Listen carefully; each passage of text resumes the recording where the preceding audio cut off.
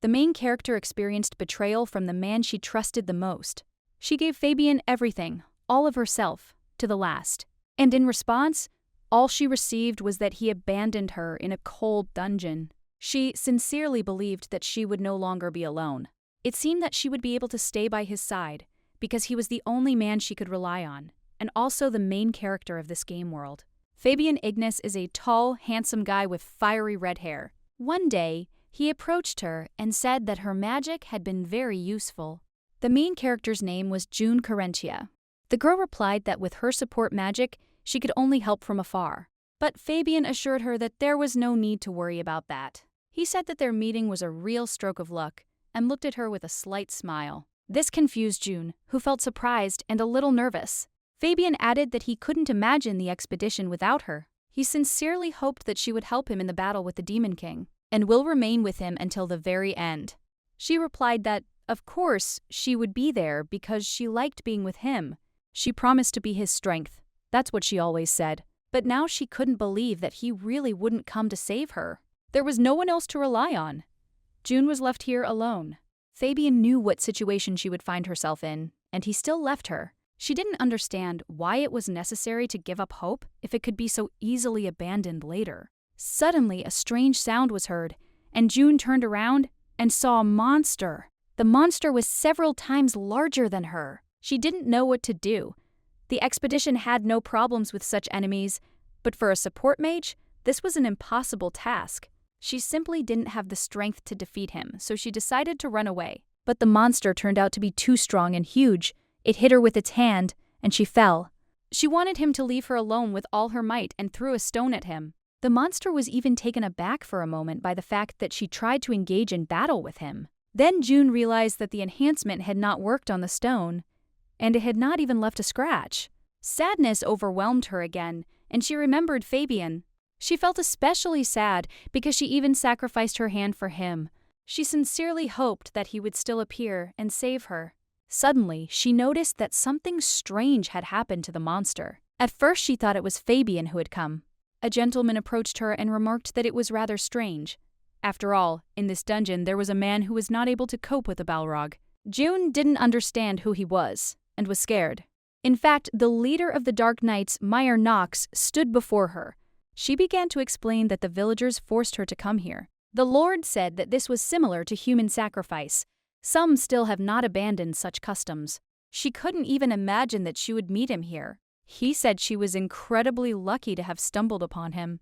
June survived, but it was too early to relax. Before, she would have believed in luck, but now she truly understood this world. It certainly wasn't luck. The leader simply suggested waiting for the others. She couldn't believe that Meyer Knox would become a true demon king and fill the world with nothing but monsters. But this leader decided that perhaps he should tame this monster himself. He also noted that not dying from the first attack of such a monster was too much. Since he was here, she decided to at least try using magic. The gentleman who turned around realized that it was a strengthening spell. With her magical support, he still managed to defeat the monster. After that, he approached the girl and said that he now understood how unusual she was. He took her hand, which made her very embarrassed. She wasn't supposed to show her powers, but it had become a habit. The gentleman said that being abandoned without support and help is really scary. She apologized and suggested that they just forget about it. She said that he didn't really need help.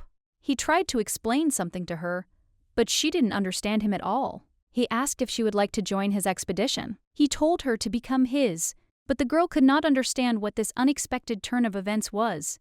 Maybe she just received an offer from the final boss himself?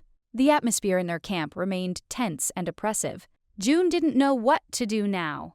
She didn't even understand how she ended up next to Meyer, although she was with those who knew her. He said he would ask June again. He asked again if she wanted to join the Dark Knights expedition. June wanted to refuse immediately, but she didn't know how he might react. So she simply thanked him for the offer and asked if he could give her a little time to think about it. But Meyer didn't understand at all why she was hesitating, because the Dark Knights were the best choice. He was indeed right, and she knew it perfectly well. The Dark Knight squad is commanded by the strongest warrior, Archduke Knox. This is the best expedition group that everyone envies. But she didn't want to join them. Anyone else would have done the same in her place if they knew who he really was. Mayor Knox was more than just a strong man. She found herself in the world of the game The Great Battle of the Holy Devil, and June Carentia is a character from it.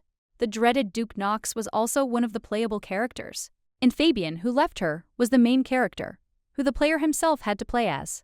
She learned a lot while gathering information about this game, including the fact that the game has a second round. The fake Demon King, cornered in the first round, used a hidden core to reverse time. Thus, for the player, the second round, a repeat playthrough, began. In the second round, Meyer tried to kill the Demon King to get rid of the curse in his blood. And when the king dies, there's a sudden twist.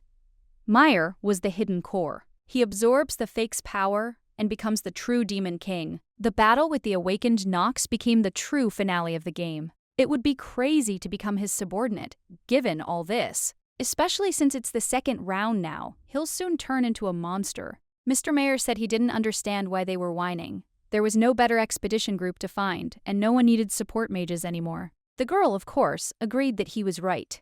But that didn't mean she had to choose only this demon. She needed to somehow get rid of him, so she thought about it. She decided to let herself be humiliated to convince him otherwise, and said that she was very grateful that he had saved her. True, even in terms of magic support she wasn't very good, so she wouldn't be of much use. But the gentleman said that he didn't think so, and the lady remarked that she was simply lucky. Then Mayer admitted that he had indeed been a bit hasty. The lady smiled and thanked him for understanding her. She felt it worked, but the gentleman immediately said he had come up with another outcome. He stated that he wanted to test her skills and then return to the conversation. The girl didn't understand at all what was being discussed. He brought her here again, which made her worry. Mayer told June to stay here, because if she was in no hurry to get out, he would have to do it himself. The girl could not understand how it could be cozy in the dungeon. She really wanted to escape from here. It was full of unpleasant things. From the bench, she saw that he was indeed leaving. He would recognize her skill if she used magic, but there was no choice. She needed to escape from here, so she used magic anyway. Then, turning around, he saw that she had managed to escape with her help. She came up to him, and he was surprised that she was also quick. It wasn't that bad, both the skills and the movement were fine. He turned to her and said that she was the one he needed. The girl realized that she was really in trouble. It was just a game mechanic, stat points and skills carried over from the first playthrough. So she stood out a little, but didn't want to join the Dark Knight. The gentleman did not understand why she was so afraid and why she resisted so fiercely. Perhaps she had chosen another expedition. The girl replied that this was not true. After all, this was the first one she had met. Mayer was better off not knowing. But when he heard that this was her first expedition, he smiled. He asked again if she really still felt affection for Fabian. The girl was very scared and did not understand how he even knew about Fabian. She began to worry, realizing that perhaps he could penetrate other people's minds. June replied that this was not true, and then asked what exactly he was talking about. Mayor Knox calmly stated that he did not like to waste time, so he suggested getting straight to the point of the conversation. It seems he already knows that she still has memories of the first playthrough. This caused June to ask how he knew who had passed first. Mayer asked with interest what the first round meant. He found this extremely curious. He believed she was calling this current passage her second. June had accidentally used a game term, and judging by her behavior, he concluded that she really did remember everything. June was stunned, and he added that she had better not try to deceive him. Even a child could have done it more convincingly. June wasn't such a bad actress, and this upset her. But Knox decided to add something. He said that she was not the only one who retained memories. He said he noticed her strange behavior from the very beginning. It seems Fabian Ignis also remembers the first round. June was truly shocked that Mayer knew about this too. She looked at him and realized he was picking things up too quickly.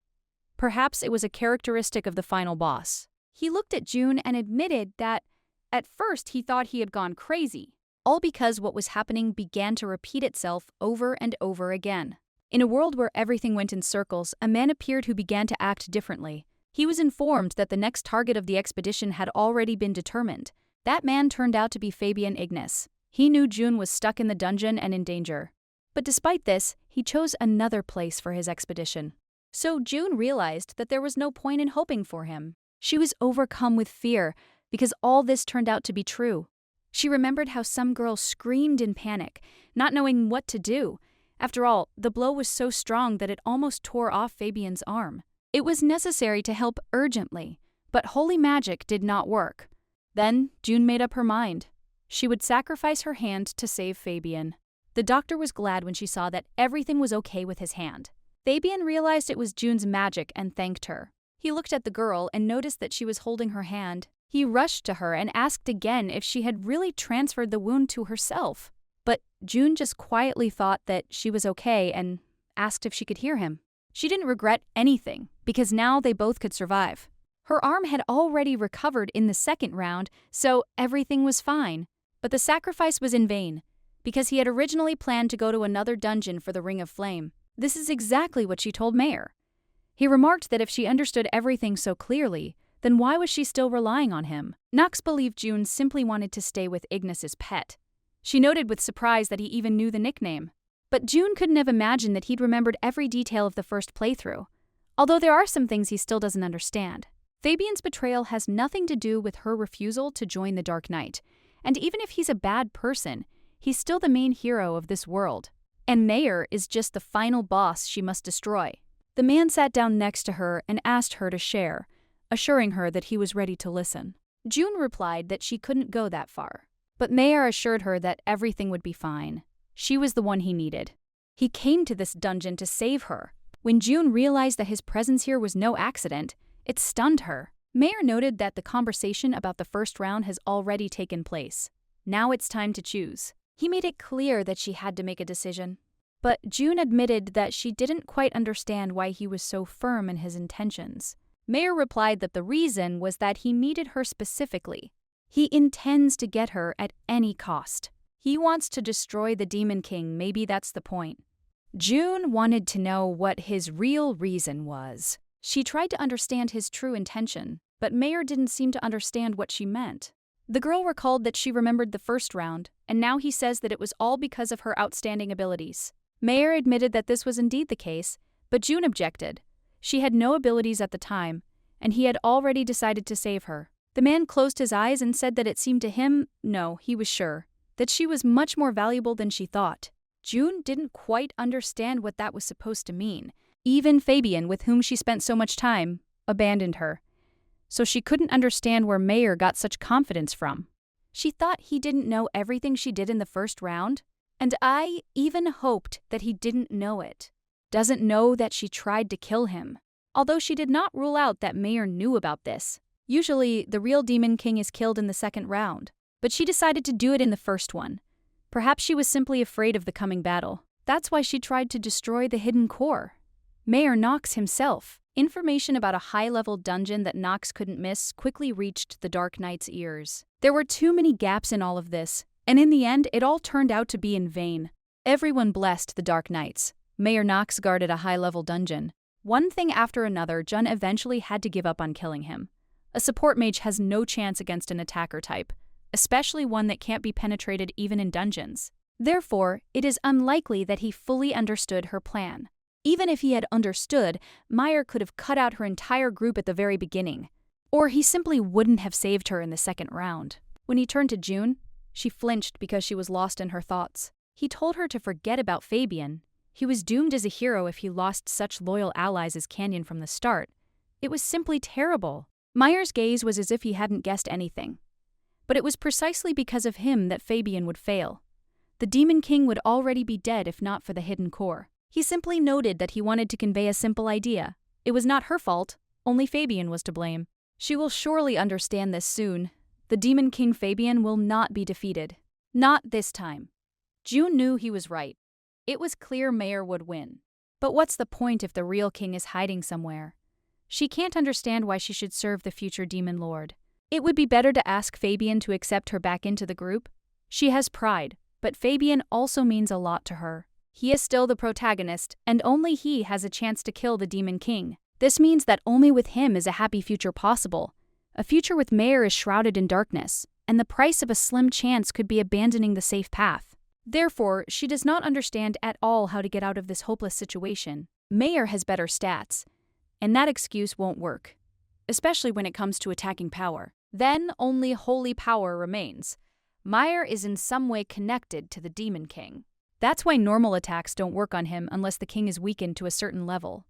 Nox, like the demon, has the darkness attribute. The Dark Knight's main attack power is the Archduke, but because of this, even 100 hits can cause almost no damage. Only when Fabian's group weakens the king will Meyer's attacks be effective. And she's being offered the chance to deal with him using only Meyer's powers, unless the attribute of darkness suddenly becomes holy. At that moment, she remembered her transformation skill. It really could temporarily reverse an attribute, and it might work. Almost all the monsters in this world, except for a few in special dungeons, are dark attribute. Therefore, the transformation skill is usually not used. But in Meyer's case, it's a different story. He could even help defeat the Demon King. Fabian, believing he had gotten all the information he needed from her, simply disposed of her. Although, she only spoke about the first round, where she fought alongside him. The strategies she proposed were based on the protagonist's characteristics and player observations. But he doesn't know anything about special items or dungeons. Fabian, who threw her, will not cope with the second round. Almost certainly. So June said she had one request. The future of this world cannot be left in the hands of Ignis. June really needs to think about what she can do for the real June. She never understood how she ended up in this girl's body. She didn't want this, and therefore she sincerely regretted it. Perhaps it came at the cost of her own life. That's why she was so worried and determined to fulfill any of her wishes. For example, to live her life the way June herself would have lived it. But in the end, I could only come up with one way. To live in the shadow of the main character, as befits a support mage. To be his protector. The woman from the past started yelling at her about what she was doing and said that she shouldn't interfere. But June wanted to keep her character's name in the story. This is the only thing that the one who stole this body can do, and at the same time, it is atonement and retribution. June Carentia's name must be recorded in history. After these words, the man laughed. He was surprised because he couldn't even imagine who would have thought that June was so greedy. It probably looked stupid on his part. But he still agreed and said that her name would be on everyone's lips for a long time, and he would take care of it himself. After all, a participant in the raid on the Demon King is unlikely to be forgotten quickly. Now, June had no reason to refuse. She smiled and realized that this was her only chance in life. She had to survive to the very end to see a world where everyone would be happy. So the girl said she agreed to join the Dark Knight. Meyer Nox smiled. After all, she'd been thinking about it for so long. He promised that he would do everything possible to ensure that she did not regret her decision. He added that he certainly wouldn't be disappointed in her because he wanted to express his gratitude for her courage. If she needed help, of any kind, she could come to him anytime. June laughed and said that she was not some high-born person to receive such treatment. But Meyer Nox turned to her and reminded her that he had promised to treat her better than everyone else. So he suggested they return to base immediately and discuss the raid on the Demon King. June was surprised that she wouldn't be given time to adapt, but Meyer said he believed in her strength and was sure she could handle it. The girl noted that she was abandoned in the second round. Only stupid Fabian is to blame for this. That's exactly what Meyer said.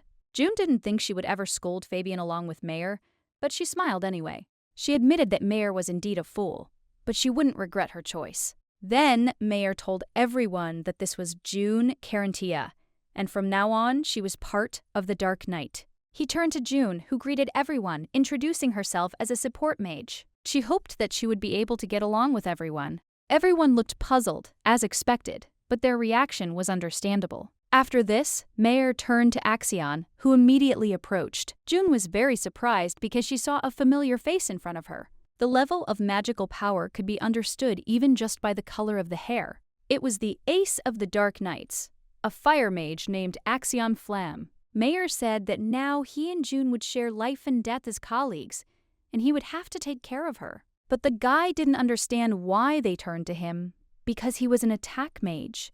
Then the gentleman said that June Carentia was very talented, so she would be appointed as her daughter's vice captain. June was simply horrified. She did not understand why this was so, and asked him again how she should understand it. The gentleman noted that he had said that she would receive better treatment. She thought she'd be given the kind of relationship befitting a captain, but not a real position. It was odd, but the other man was happy about it. But June behaves this way, the lady noted, that she simply understands her limits. That way she would definitely get into all the history books, so that's what I did. But then he added that if she didn't want it, he would appoint someone else as captain. But June immediately and abruptly agreed. Everyone was shocked that she'd been given such a high title for her multi-talented support. Perhaps she has talents they haven't yet discovered. She could say whatever she wanted, but she hadn't expected Mayer to listen to her from the very beginning. He also asked Axion to explain everything to her before he returned. He turned to June and said that he would go to get the results of the dungeon exploration, and if she has any questions, she can ask Axion. June, of course, agreed, but Axion himself did not understand what was happening. He decided to just keep quiet and remarked that it was the first time he had seen him like this. June was surprised, and the guy noticed that she took his hand, and he didn't say a word. The lady didn't understand what was wrong with that, but Axion said that usually he would have looked at her with disdain and pushed her away. And this time he even smiled. He never personally brought people into the group. You need to try to look at everything from a different perspective. Attack time will be reduced by 2/3, so even a simple soldier has a clear advantage under the influence of this magic circle. June approached him and he apologized because this rarely happens and he was a little nervous. June said she wanted to make it clear right away. She had not asked to join their expedition. He invited her himself, and she wants to tell him about it. Then the guy smiled and said that he already understood and apologized if he was rude to her. He seems to regret what he said about the dungeon. This isn't the first time they've seen each other, and they had a rather unpleasant conversation earlier. He told the gentleman to think about it himself. He didn't understand how he could survive alone in the dungeon for long. He thought it might be a trick of the dungeon, but the master said it was not a trick. She was an ordinary mage, and she simply couldn't get out on her own. Then Axion said that even if she was not a mage, there was still one problem. What if she takes advantage of this situation to impersonate a member of the Dark Knight? Then June heard it and almost died of horror. And that's what he says. She decided that she would not silently listen to this nonsense and wanted to tell Axion everything. She turned to him and came closer to him. She said she was grateful for the help and that there had been a misunderstanding between them. And she doesn't meet a Dark Knight, an Archduke, or anything else. She swears by the name of Saint Marianne that she makes no claim to this. This kind of oath is the best guarantee, as Dima says. And she wasn't lying. Mayer invited her himself, and then she said that he might not have known the benefits of magicians in support. So he became embarrassed and said that he now understood his mistake and was very grateful that it had broadened his horizons. He told her to call him Axion. He is the attack mage of the first Dark Knight team. His relationship turned out to be much better than she expected, so the girl was surprised. The lady reflected on the fact that in the first round, Fabian and Mayer often clashed, which is why quarrels constantly arose. And although they may have differences, he is still the best attack mage in the group. It is better to establish a good relationship. She shook his hand and said she had high hopes for him. Axion said he often had to take command in the dungeon, so he could be overly sensitive. This explains why he didn't feel this way when they first met, and she hopes he thinks better of her now. The boy smiled and said that, of course, he was grateful for her understanding, but he also showed her the villagers.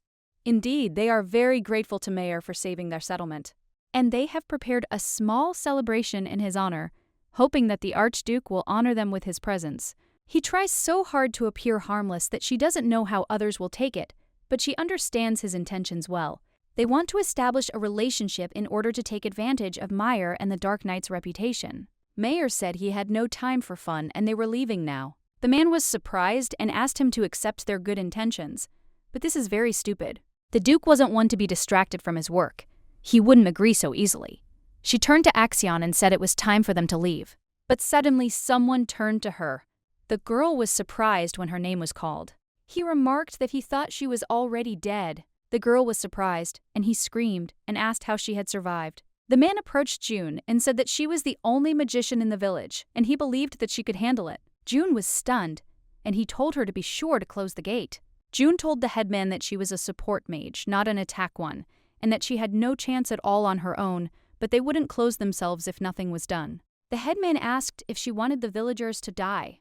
June started calling for her dad and stepmother. At the very beginning of the game, support mage June found herself alone in the dungeon. It was a rather strange plot twist, but in fact, she was pushed there by force by her fellow villagers. The woman shouted at her to come in and said that she wanted her brother to die. Even her parents didn't try to stop it, and she immediately understood everything.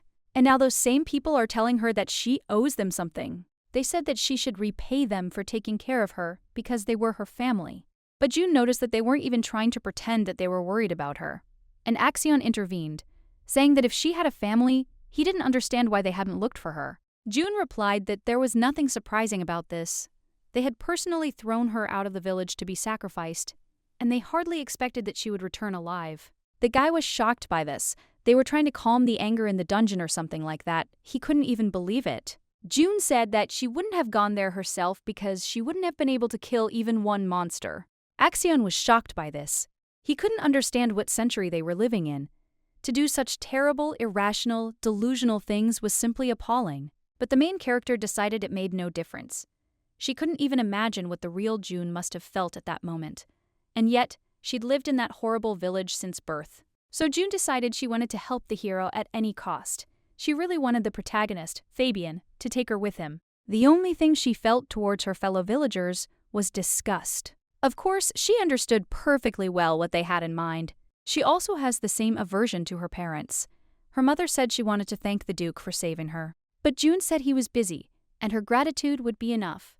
The men decided to let them through. After all, they were the vice captain's family. Mother said that her gratitude was not enough. They would show her the right examples, but June said it was better to be honest. The stepmother had nothing to be grateful for. And she noted that it was clear that they were not at all happy that she had returned alive. The woman did not understand what kind of stupidity this was. She wanted to make herself out to be a victim and wanted to portray her parents as villains. But June told her parents that they were the ones who pushed her powers into the dungeon, and that's where she almost died. And they decided to pretend that they had forgotten about it. But Father told her to just not talk nonsense. He said they were still family, so there was no need to be angry. But this irritated June even more. They even call themselves parents, which is very low. Axion said he thought they needed to say goodbye now. The parents were shocked. They didn't understand why, but Axion informed them that June Carentia was now a member of the Dark Knight's expedition, and they head to the next dungeon to clear it out. They have no time for nonsense. Her parents were shocked and did not understand whether she was really in this organization and how this was even possible. June noted that she was genuinely trying, but her father couldn't understand that she did it herself. He assumed she was just asking for it, or that they took anyone. Her stepmother said that if they were looking for new children now, then that was great and offered to place Evgen there too. But June said she wasn't going to listen to that nonsense.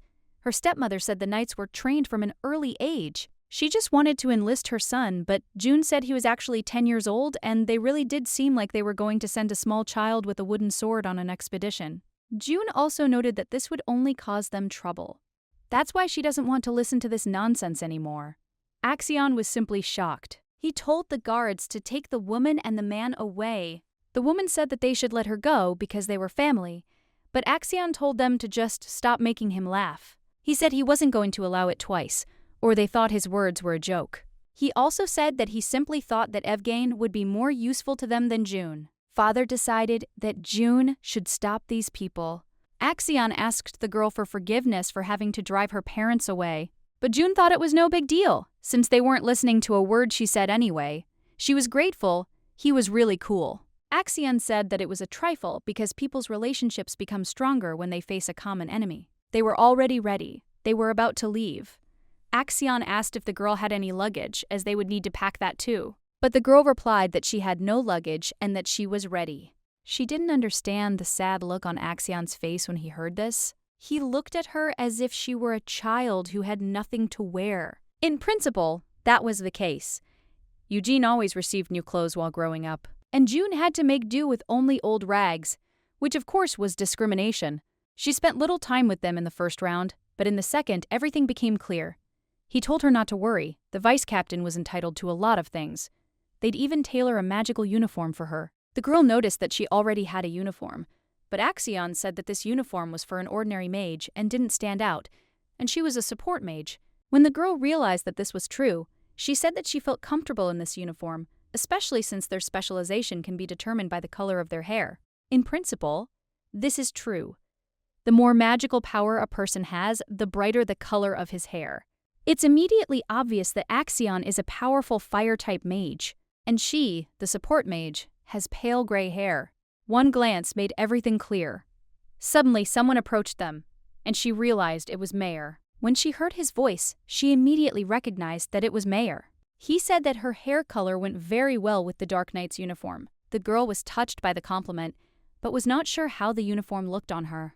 Axion was in complete shock, and the girl thought that perhaps he meant that the uniform suited everyone from the Dark Knight. She thanked His Highness, but Mayer asked to be called Captain.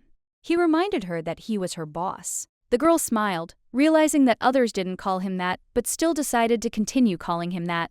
Mayer remarked that the uniform could be made better, and they would tell the tailor something urgently for her when they returned to base. By the way, he almost forgot that upon his return he needed to hold a welcoming ceremony. The girl didn't understand what was wrong with her form, and Mayer also noticed that since she asked to prepare a horse, she needed to go with Axion to the stable, and he would help her choose a horse. The girl was surprised, but it was really good news for her.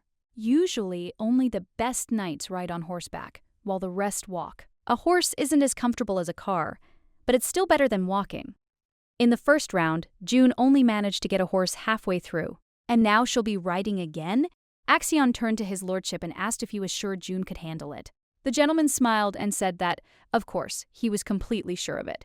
Axion noted that he couldn't even imagine that the girl could ride a horse. June said that it was very simple, but Axion added that it was a rather rare skill for an ordinary citizen. June smiled and said she understood. Horses are very valuable animals, so only a small number of people can raise them. Most don't even know how to sit in the saddle. June learned while on an expedition with Fabian. She couldn't tell Axion about this, so she simply said the captain hadn't lasted long. If he'd known she couldn't handle it, he wouldn't have been the type to see others' potential and exploit it. Mayer was a control freak. Especially on an expedition, he wanted everything to go exactly according to plan and for spontaneous changes of position to almost never occur. No matter how competent newcomers are, they have to start from the very bottom. Elite knights should not try to rise to the top, even if they demonstrate high individual abilities. Every change must be approved by Mayer. This is the only way to become an elite Dark Knight. That's why everyone was surprised by her appointment. He forced her to join, she simply saw no other options. Axion also told June that she knows him well, highlighting her feelings. June said that it really is clear at a glance. She doesn't say that she has known him since the first round. She needs to be more careful in her statements in the future. The knights watched as June rode alongside His Highness. Mayer was ahead of everyone. Next to him was Axion. It was immediately clear who was in the lead here. But June, although she was Fabian's partner, never felt equal to him. They were his childhood friends, close friends. Decca and April. Incidentally, since they were never equals, it's unclear why June thought Fabian wouldn't leave her. June decided to simply not think about it. Mayer couldn't be trusted completely either. One betrayal was enough. This time, she would draw the line. Mayer is an assistant in the destruction of the Ilaz, nothing more. The gentleman said that it was time for them to move, and they began to move. Fellow villagers noticed June and were shocked that she survived. They couldn't understand how a support mage could be accepted as a Dark Knight. They thought it was just some kind of nonsense. They approached Karenti's family and asked how this had happened and if they even knew what was going on. Her parents immediately said they didn't know, and the girl realized that it looked like they would both remain silent. She's probably ashamed to talk about the daughter they banished. Mayer inquired about land as an introductory gift for June. The girl was surprised and asked what she was even talking about. The gentleman said that she was in such a bad way with the governor, she was constantly receiving taxes. And you can even change the village headman at any time. And since this is her home village, he can support her.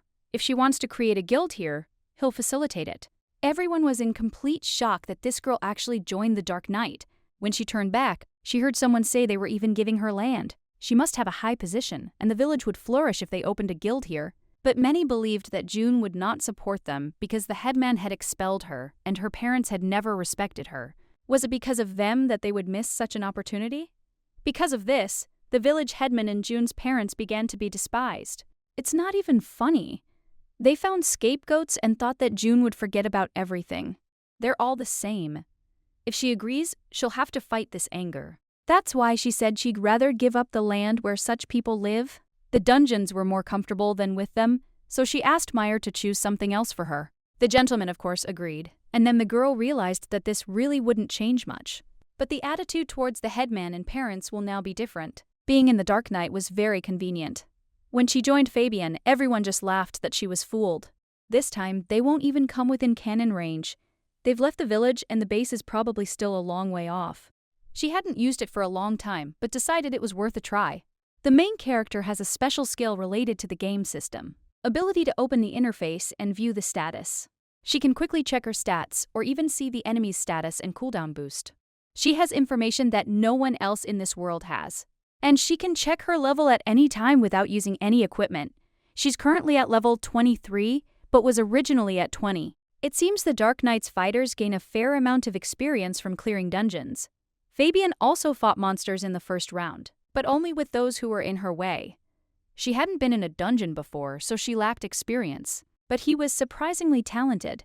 While he was teaching her, she couldn't even use her skills properly. But this only irritated the other people in the group, so the proposal at level 20 was quite unexpected. At first, she thought that he simply didn't realize how weak she was. But he said he didn't care. They would just raise her level. But she said that adding her to the group would greatly lower the Dark Knight's average level. Mayer stated that he would still be above average in Fabian's group. It was obvious, and it was hard to disagree. She knew he was right. She had no arguments to argue with, and she had to admit he was right on this point. Mayer was in the 80 range, and even if you only counted the two of them, the average would still be around 50. To fight the Demon King, one needed to be at least level 60. This was the minimum requirement for such an opponent. They barely reached the required level in the first round, but that was just the beginning of their journey. The opponent turned out to be much stronger. Mayer was in the 80s from the start, which put him in a much better position to fight. He also had resistance to physical attacks, possibly because he was the core of a Demon King, and his magic attack was high. Mayer's magical defense was weaker compared to his other stats, but it was still significantly higher than many other people's. All this explained why all attempts to kill him had failed. He was too powerful to be destroyed so easily. If she had immediately verified that his level and strength were as she thought, she would not have wasted so much time on surveillance and useless attempts.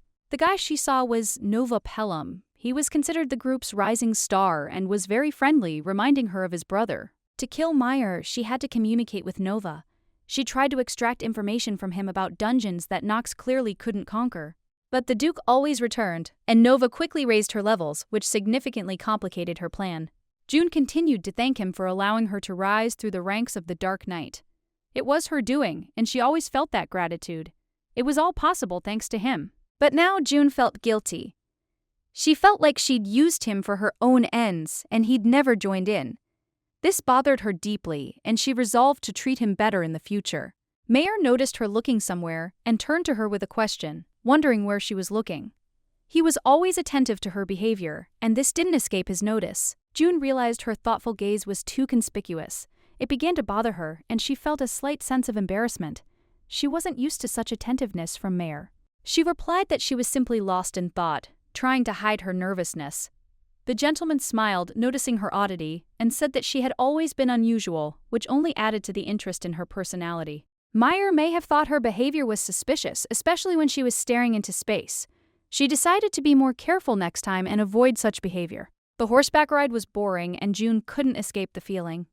She decided to share this with him, even though she knew he probably wouldn't be particularly interested in her experiences. When they arrived at the base, everyone would surely be surprised by her presence. It would be unusual, and June couldn't help but feel a sense of excitement before all her colleagues greeted her. She realized that having a support mage on the team now significantly changed the group's dynamic. It could influence their future actions, and she was curious how the others would react. The important point was that this support mage had come at the captain's personal request. This was rather odd, considering he didn't usually make such decisions. The whole thing remained a mystery. Some players began to consider him a cheater due to his ability to assemble the strongest characters. This made the Dark Knight even more powerful and influential, and many took notice. It was strange that no one of such powerful figures had been personally invited. This added even more questions and confusion regarding the actions of the Duke and his team. June noticed that their expedition was full of strong and experienced people. Each one was special, and she felt that her place here wasn't just a coincidence. It was part of her journey. Axion confirmed that the Duke truly had everything he needed to select warriors based on their true abilities. This was a departure from other expeditions, where origins were always taken into account.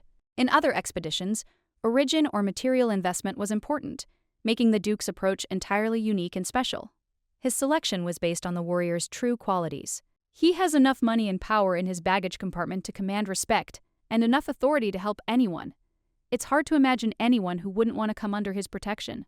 The man was certain that this was precisely why the lady had joined their unit and soon became its commander. She possessed qualities that compelled men to follow her.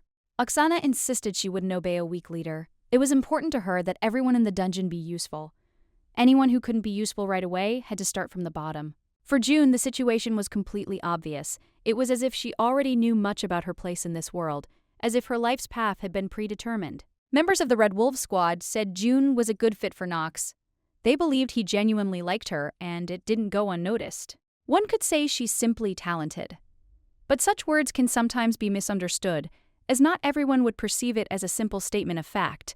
The Dark Night was said to be one of the best expeditions. Talents like June's found themselves naturally. She asked if they were recruiting. June confirmed her words and asked again if this happened the same way when they accidentally met someone with talent. It wasn't a casual question, but rather a test. The girl repeated her words again. A challenger had now appeared, but it was unclear how things would go from here, as no one knew what trials awaited. Many might want to become Meyer Nox's warriors, given how easily June got through. Previously, everyone had to pass entrance exams, which gave only a limited chance. The Dark Night entrance exams were a spectacle of incredible power.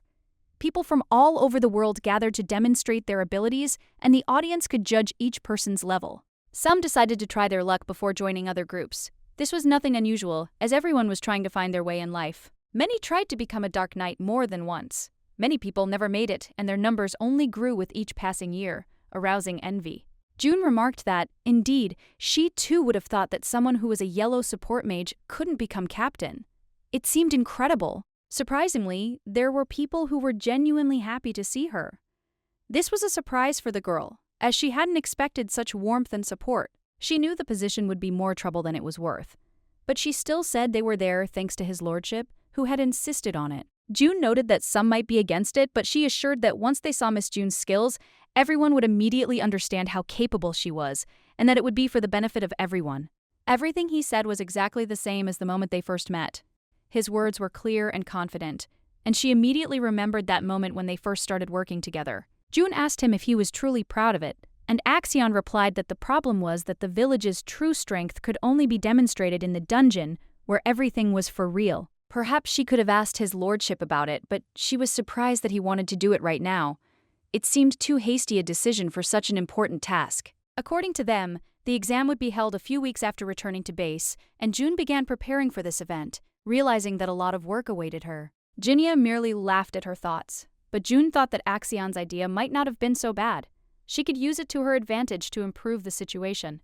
Time was flying by and her position in the expedition was rather precarious, so she began to think about whether she should create her own group with new people to strengthen her position. A man approached her and asked her to look in that direction, but June could not understand what exactly he wanted to show her, and her curiosity only grew stronger with each passing moment. The gentleman announced that they were almost there, and June felt a surge of excitement and anticipation wash over her. She was ready to see what awaited them at the new base and how everything would be arranged. They arrived in the Principality of Noctanteria. This was their base, and everyone with them was overjoyed to see them return. The atmosphere was filled with joy and relief. June was surprised, as this was her first time visiting another expedition's base, and everything looked new to her. Lots of new faces and impressions. It was actually surprising that he already had such a base, perhaps because he was an archduke. He was very influential and wealthy, which allowed him to maintain several detachments. Yes, and he could support 3 squads of knights at once, and now June also felt like a bit of a cheater, realizing that her position in this structure also had certain advantages. The gentleman, as always, met her in the Noctanteria. His presence, despite the atmosphere filled with difficult events, caught her attention, and it did not go unnoticed. The main character, June Carentia, admitted that she now truly feels like she has become part of the Dark Night, having for the first time become imbued with the feeling of this place and her role in it. Mayor Nox was somewhat puzzled and irritated by her words. He hadn't expected her to feel this way until now, believing her affection should have been evident much earlier. The girl, noticing his reaction, quickly said she hadn't meant anything by it. Mayer, understanding her concern, told her to remember that this was now her base, her place to live and act. Although they hadn't yet crossed paths in this round, Mayer clearly wanted to get ahead of Fabian, and it showed in his actions. He must have remembered how Fabian had taken the Demon King from him by acting first. Or else Mayer thought that June was still yearning for the old times, for old acquaintances and habits, which also haunted him, making him doubt her intentions. The girl smiled and softly said that, of course, she agreed with his words, but she understood that they should move on and develop their relationship within the dark night. However, she believed problems could arise if Mayer didn't trust her. She felt that trust was an essential element of their interaction and that without it, it would be difficult to move forward. Mayer, having considered her words, decided to show her the castle as part of her introduction to the Dark Knight. He believed it would help June better understand the place where she would now be working and living. June was a little surprised, not understanding why Mayer was so concerned about her company if their goal was to show her the castle and secure her presence within the structure where her role had already been determined. The girl explained that she didn't mind his company. She simply thought he probably had other things to do. She emphasized that, as vice captain, her presence couldn't be useless. Mayer remained silent, unsure how to respond to her remark, but aware that if she went with him, it would attract the attention of the newcomers. He considered the importance of not attracting unnecessary attention. June realized that in such a situation, it would be better to ask Axion or another person to accompany her in order to avoid unnecessary attention from the newcomers and not disrupt the progress of plans within their group. When June looked back, she saw no one and couldn't figure out where her companions who had just recently been following her had gone. This greatly confused her. Fabian and the others quickly realized where this could lead and decided to disappear, while the gentleman assumed that she had lost something and was looking for it. Despite her anxiety, the girl reassured everyone, declaring that she was fine and that they could continue on their way without further delay. Her words reassured those around her. Even though June was the captain, she couldn't understand how her pseudo-friends could do such a thing, leave a newbie behind and just run away without caring about how she would cope. The butler was very glad that Ruskin returned safe and sound, because this meant that everything was fine and no one was hurt, despite the possible dangers. June was a little surprised to learn that the base, in addition to the others, also had a butler who played a special role here, giving the whole place a special atmosphere. The gentleman was pleased to meet Vince and immediately noted that he needed an introduction. This girl was June Carentia, vice captain of the expedition they were traveling with. June was a little taken aback by the gentleman's sudden revelation of so much. She was surprised that he hadn't withheld information about her without telling her in advance. The gentleman noted that he had been looking for a talented person like June for a long time, and added that there was no need to offend her, because she deserved respect for her achievements. It seemed that June couldn't process all the news at once, and the gentleman also said that she would probably have some wishes regarding her room and conditions. But June was a little nervous when she voiced her request. She just wanted a bigger bed to feel comfortable in this new place. June couldn't understand why the butler was acting so strangely, or why Mayer was showing her such unusual kindness. She believed it had something to do with their shared memories. Perhaps he is interested not only in their past, but also in the information she has, as it could be important for his plans. She had absolutely no idea what he was planning, and that made things difficult for her. She felt like the situation was slipping away from her. As they walked through the estate, the servants were astonished to see his lordship personally accompanying June. Everyone had assumed she was simply one of the team. June felt herself growing uneasy, wanting to hide behind the flowers. He kept talking about her, and it was embarrassing. She noticed that her hair was gray, which could mean she was a support mage, but no one understood how she ended up among the Dark Knights. She'd always disliked such conclusions when people tried to determine magical affiliation based on hair color. It was only useful for powerful offensive mages. June knew that if she had heard the conversations, then Mayer surely couldn't have failed to hear them too. This made her feel uneasy. However, Mayer seemed to be playing a role, pretending not to notice these conversations, which puzzled June. She couldn't understand what he was trying to achieve. June finally decided they needed to continue their journey. She couldn't wander around the estate with him forever.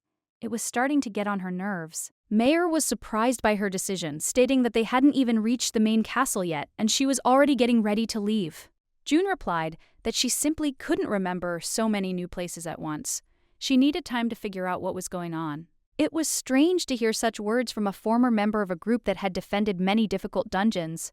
His role had been crucial, and now he sat next to me and spoke of it with such calm. He probably already realized she was making excuses, but in reality, He knew she was bothered by the attention from others, and it was bothering her.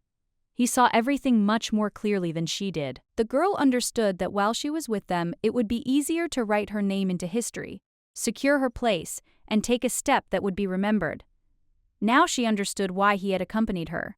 Mayer was confident that if everyone saw how supportive he was of her, the protests against her appointment would gradually fade. His support gave her the confidence she needed to take further steps. If he'd offered her a more low-profile position, all the problems might have simply disappeared, but he took a risk and offered her a more serious role. This added to the excitement, but also to the opportunity. The gentleman couldn't remember if he'd said it, but he always disliked wasting time. He knew they would be constantly consulting, and her promotion was only a matter of time. The girl was grateful that he believed in her abilities so much and gave her a chance to develop, but deep down, she knew it wasn't as easy as he thought. Her anxiety didn't go away. To avoid wasting time, she needed money or loyal people to really move forward. But until she had either, she felt like she was in limbo. Now, she could only rely on herself, her own strength and luck. Time would tell how her plans would unfold, but she still harbored many doubts and fears that needed to be addressed. At first, she'd have to try twice as hard, perhaps even heeding Axion's advice and asking to be taken underground. It was sound advice from an elder who had endured many trials. The gentleman asked her not to even consider resigning. He was confident she could handle it, and her journey was just beginning. The girl said it wasn't that important to her. She felt fine and enjoyed her work. There was nothing extraordinary about what was happening to her. If she reaches the level of the other expedition members, the battle with the Demon King will become much easier. This will increase her chances of success and improve her standing in the group. The future will be much more peaceful, especially if she manages to strengthen her territory, reputation, and property. These factors will make her feel more confident. If Mayer defeats the Demon King and becomes emperor, new opportunities will open up for her. She could gain numerous privileges that will help her in the future. This was her first time in such an important position, and she knew she had to live up to the trust placed in her. The task would be challenging, but she was determined to succeed. The gentleman noted that he was confident in her ability to cope with the task, but warned that if it became too difficult or tiring, she could always turn to him for help. The girl considered his words, wondering if perhaps this was how all heirs to duchies were taught these days. In her eyes, it was a new and unusual approach. A leader who can support their subordinates easily inspires trust. Such a person will always be the center of attention and will set an example for others. The girl suggested finishing the tour, to which the gentleman agreed. They could discuss the rest the next time the opportunity arose. The gentleman made arrangements with her and offered to escort her to her room so she could rest. He was ready to help her in any situation, even if it seemed unimportant. The girl was surprised and a little frightened when he said he would walk her to her room. It was unexpected, and she couldn't understand why he needed to do it personally. She didn't understand why he wanted to walk her to her room, especially since she was used to making decisions on her own. This action embarrassed her a little, but she didn't mind. Mayer announced that she had some free time, which she could use to relax. This was unexpected, but entirely appropriate given the current situation. She intended to use this short break to get used to the new conditions and try to adapt as much as possible to the changes happening around her. June Terentia, noticing her words, asked how much time she would have for this rest. The gentleman replied, "Until the meeting planned for her ceremony." Mayer added that this time wouldn't be long, but still enough to get some rest. Her answer was confident. She knew how to appreciate such moments of relaxation. June realized she still had an important presentation to make. She would likely have to give a speech, and the gentleman believed her anxiety was caused by fear of public speaking. However, the girl explained that it wasn't fear, but rather that she disliked public speaking. She'd always preferred to convey information through presentations rather than through speeches. Mayer noted that, regardless of her opinion, she would have no choice and would likely have to speak. But ultimately, she wouldn't ask him to cancel the speech. They soon arrived at the place the gentleman had spoken of. Mayer pointed to the spacious area where they were now waiting for her, a place symbolizing her identity as the Dark Knight's vice captain. June, feeling relieved, looked around. The nature and surroundings were truly peaceful, and the comfortable bed in the room promised a good rest. She was grateful for that. The gentleman remained silent, only reminding her that if she felt the need, she could always call him, and he would be there. However, everything depended on her wishes and needs. And finally, June felt relief. She was alone in the room, free of prying eyes and tension, which gave her long-awaited freedom. The moment she was alone, June realized that with Mayer by her side, they were attracting too much attention. She felt uneasy about being constantly watched. Now that she was in her room, she decided to simply rest and relax. She had time to herself, and she enjoyed this quiet moment alone. June stretched out on the bed, feeling her body finally relax. It was a real relief after a day full of meetings and conversations that had drained so much of her energy. Peaceful sleep came quickly. In her dreams, June relived the memories of being called Fabian's little dog. It was strange, but the feeling of such affection haunted her. It soon became clear to her that her name had become associated with sacrificial magic, which was causing numerous misunderstandings.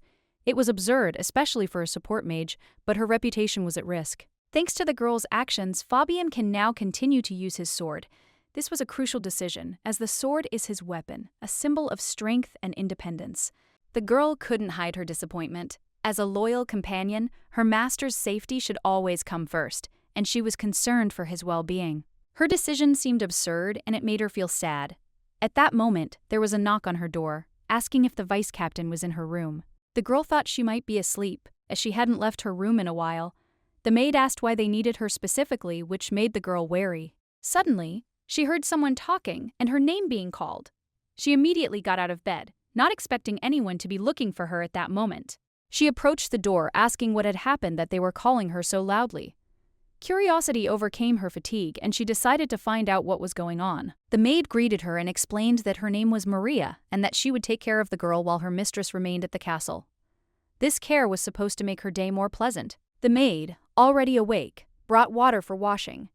The girl noticed her attention, surprised that she could get such trifles in such a place. She tried to understand what exactly the maid meant by bringing her water for washing. What kind of concern was this, and why was she so insistent in offering her help? The girl nevertheless allowed the maid in. She was a little puzzled, unable to understand where people willing to help with such simple things as washing themselves came from. The water the maid brought was special. It was warm and clean, and the girl hadn't seen water like that in a long time.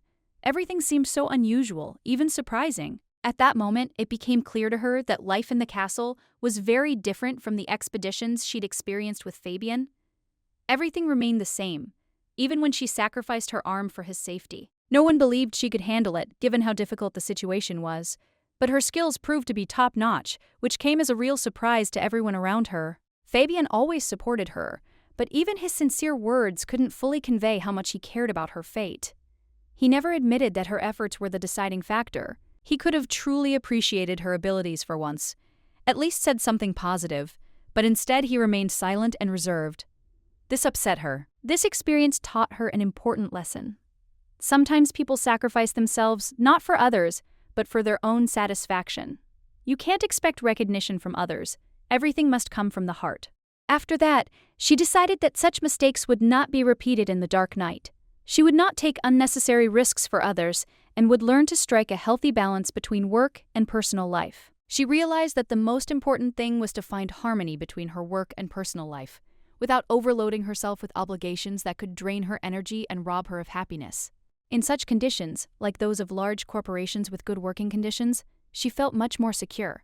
The maid noticed that her mistress was pleased. The lady explained with a smile that her joy was simply a reaction to small things. Sometimes it's in such trifles that she finds true pleasure. She treasures moments of peace. The maid couldn't help but ask whether her mistress would eat in the officer's mess or prefer another place. This was an important decision for her, as she could offer assistance. The lady asked with interest if the maid would accompany her to the dining room. She expected this small request to be fulfilled, but she didn't realize the full depth of this gesture. The maid replied that of course, she was ready to help, and together they headed to the required location. When they arrived, the mistress clarified the maid's role. The maid stated that her duties included cleaning, decorating the room, preparing meals, and assisting with scheduling. She was to be on hand at all times to ensure order. It sounded more like a secretary's role, and June was a little surprised. She decided to ask if all the knights had such assistants. The maid replied that this wasn't actually the case. She had assistants, but only 5 people. Besides herself and the captain had permanent help. The maid explained that his lordship generally avoids such matters. He prefers to focus solely on the dungeons and important matters. She added that Mayer genuinely dislikes wasting time on such things. He's always looking for ways to free himself from routine concerns so he can focus on other things. The maid thought there should be more workers here, but for now, everything is temporary. The number may increase in the future when the situation stabilizes. So far, only one maid has been assigned to June, but her duties may soon expand, and perhaps several more assistants will be assigned. June was very surprised and asked again if it was true that there should be other people. The maid confirmed that it was indeed so, since June held an important position. Being subordinate to the Duke was certainly prestigious, but June understood that it was not necessary to have many people under her command in order to be effective. The conversation with the maid was calm and relaxed. Perhaps Mary would be perfectly capable of handling all the duties, and June would be pleased with her work. June no longer worried about the little things and decided to let Mary take care of everything. She would trust her until more serious issues arose. The maid confidently promised to do everything to the highest standard. She understood the importance of the assignment and was prepared to make every effort to complete it flawlessly. The mistress was unsure whether to immediately entrust her with such an important task, since they had only just met. However, the maid showed determination, and her words sounded confident.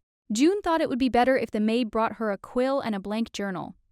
These were simple things, but they had become essential for further work. The maid nodded and said she'd prepare everything as needed. She didn't see anything difficult in it. After all, she was used to being given various assignments, and always did her job well. June understood that if she wanted the Dark Knight to defeat the Demon King, she needed to prepare in advance.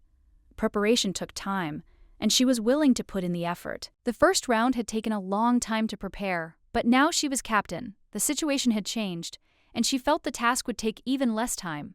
She decided it would be best to begin preparing early. This would avoid rushing and panic in the future when a quick response to new threats would be necessary. June came to the conclusion that she needed to compile a detailed guide to this world. This would allow her to keep everything under control and minimize the unpredictability of the situation. The lady immediately began writing. She knew it would take a long time, but her notes gradually began to take shape. This was essential to the success of her plans. She'd already done something similar in the first round, but now, with experience, she was able to complete the work in just 2 days. This was a much faster result than before. This journal contains a wealth of valuable information about dungeons and item acquisition methods. All entries have been carefully organized and structured for ease of use. It was a sort of reference book. She'd done something similar in the first round, so she'd always have information at hand that could be useful at any moment. She never showed the diary to anyone. Even if someone had asked, she would have kept it hidden, because it was her only secret, one she kept only to herself. She convinced everyone that it was a unique magical support skill, not found in ordinary magic schools. Now, looking back on the situation, she realizes she was right in her conclusions. The second round was ruined, and if she had revealed the information about it, everything might have been different. Especially after Fabian abandoned her for the Ring of Fire, leaving her no chance of success. He used the information she shared with him from the first round to defeat the Demon King. He thought it was enough to advance to the next round without any surprises. But even so, she felt he no longer needed her. After all, sharing important information with another expedition would be much more difficult after she'd already been betrayed once. But perhaps Fabian realizes she remembers everything that happened in the first round. This could be the key moment that will force him to make a decision she can't yet predict. She didn't rule out the possibility that he might want to destroy her to prevent her from telling anyone anything important, and now she didn't know what to do to avoid this danger. Strangely enough, despite all this, she still began to cooperate with Mayer in order to survive. But unsure whether she should trust him, she wasn't sure whether to show him her diary. After all, if Knox was truly interested in her magical support skills and the dungeon information she possessed, he could use her and then simply dispose of her as an unnecessary tool. If she gave him the diary, she would immediately become useless and betrayed. She knew she could simply be abandoned, as had happened before, and that was too dangerous for her. Besides, it would be strange and suspicious if everyone found out that she had such important information, while she remained in the shadows, hiding her true intentions from everyone. In the dungeon, Jun Carinthia failed to enter in the first round. Everything was written in Korean, making the information almost incomprehensible to her. Although she tried to figure it out, it was too difficult. Mary, although she trusts June, can't tell her directly about the diary because she works for Mayer Knox. June understands that her relationship with Mary can't be too open, as she's subordinate. June knew it would be suspicious to give Mary money to keep her quiet. It was best not to take risks in such a matter, especially if it could lead to instability in their relationship. Ultimately, she decided to hide the diary, at least until she found people she could completely trust. It was safer than sharing this information with just anyone. Mayer couldn't blame her for this, because he himself hid many things. He understood that in this world, one often had to hide the truth to survive, and he was no exception. Some things truly must be hidden to keep one's life safe. The world they live in leaves no room for open weakness or honesty. For several days, June Carentia didn't leave her room, preferring to remain alone. Her thoughts and inner worries haunted her, and she wasn't ready to meet people. Her absence from public view had become a habit, and now she felt strange appearing among others. Her habit of remaining in the shadows intensified, and the stares from outside only began to add to the tension. This behavior, in fact, only fueled the curiosity of those around her. They increasingly tried to understand why June was avoiding communication and why they weren't appearing in her presence. If she truly didn't want to attract attention, she could have simply eaten in the officers' mess. It would have been less crowded, and there wouldn't have been so many questions about her decision to remain discreet. However, she hadn't yet been officially assigned, so she was forced to go to the common dining room. This was a necessary step to avoid appearing disconnected from the team and its responsibilities. This dining hall was where ordinary members of the expedition gathered, and the food here was no less high quality, despite the more modest atmosphere. It wasn't quite as upscale, but it still provided good food. Mayor Knox would never allow himself to be like others. He was far more demanding, and his approach to cost-cutting was strict. It was important to him that everything be top-notch, without compromise. In the dungeon, she had to work hard not only to complete the task, but also to show her gratitude to Meyer. Her actions and decisions were always under his control, and she couldn't let him down. June overheard the knights discussing her relationship with the captain. They claimed he intended to make her his wife, and they sounded quite confident about it. She couldn't understand where such rumors came from. She became curious as to who exactly could have come up with such nonsense and started spreading it among everyone. Turning around, she saw that the knights were leading the conversation. They claimed that the captain had not only invited her personally, but had also promoted her to vice captain, which added credence to their words. There were times when she acted as a support mage, and the knights couldn't understand why she was assigned to such an important role in the Dark Knighthood. It seemed strange to them. June replied that it was all just speculation, and that perhaps they were simply drawing their conclusions based on rumors rather than facts. It was just their guesswork. She added that it's possible the captain and this girl simply have some kind of hidden relationship, or that they've been lovers for a long time. But all of this remains speculative. June was stunned by what she had just heard. The rumors circulating around her name and the captain seemed completely absurd and made no sense. The knights, however, believed such a relationship could be perfectly natural. So many exceptions had been made for the vice captain that everything seemed suspicious. They believed that when it came to love, people could act in ways that defied logic. They couldn't find any other explanation for what was happening. In their view, June couldn't have been so important to the demon-slaying effort that her behavior would cause such exceptions. They sought a simpler explanation. June noticed that when the captain was near this girl, his face took on the expression of a man in love. It didn't look like a normal relationship at all. The knights began to ponder what this could mean, and decided that perhaps they had already begun dating. Such a development seemed entirely plausible to them. June was shocked. She decided not to interfere in this conversation, and let the rumors spread without paying attention. He wasn't falling in love with her. He was falling in love with her talent, and she tried to convince herself of this. It seemed his feelings were directed not at her, but at her abilities. Talent like hers isn't easy to come by. She tried to figure out how else to deny these stupid rumors. She wasn't happy with how quickly they were being distorted. She tried to be open about the relationship, but he was focused solely on the dungeon. In the eyes of others, he was known as an iron wall, impenetrable to women. In fact, he'd never invited anyone before. After all, there's a first time for everything, and this meeting could be unusual too. And despite everything, she couldn't believe that it was actually easier for him to believe in her feelings than in the possibility of support from her. Previously, she was called a dog, but now it seems that has changed. What was considered her weakness has become something new and not so obvious. These rumors were pure nonsense, and she knew she had to do something about them immediately. Ignoring them was impossible. The situation demanded intervention. When she looked up, she immediately noticed Axio. He was standing next to her and, as if by chance, met her gaze, asking what she was doing there.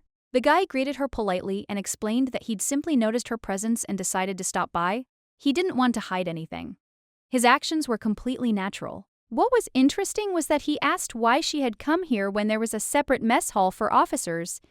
There was clearly something unusual about her choice of location. The lady noted that she was aware of the situation, but since she had not yet officially assumed her duties, she still had much to process. Axion was surprised by her commitment to this matter. She explained that in such a situation, she couldn't afford to say much even if she wanted to.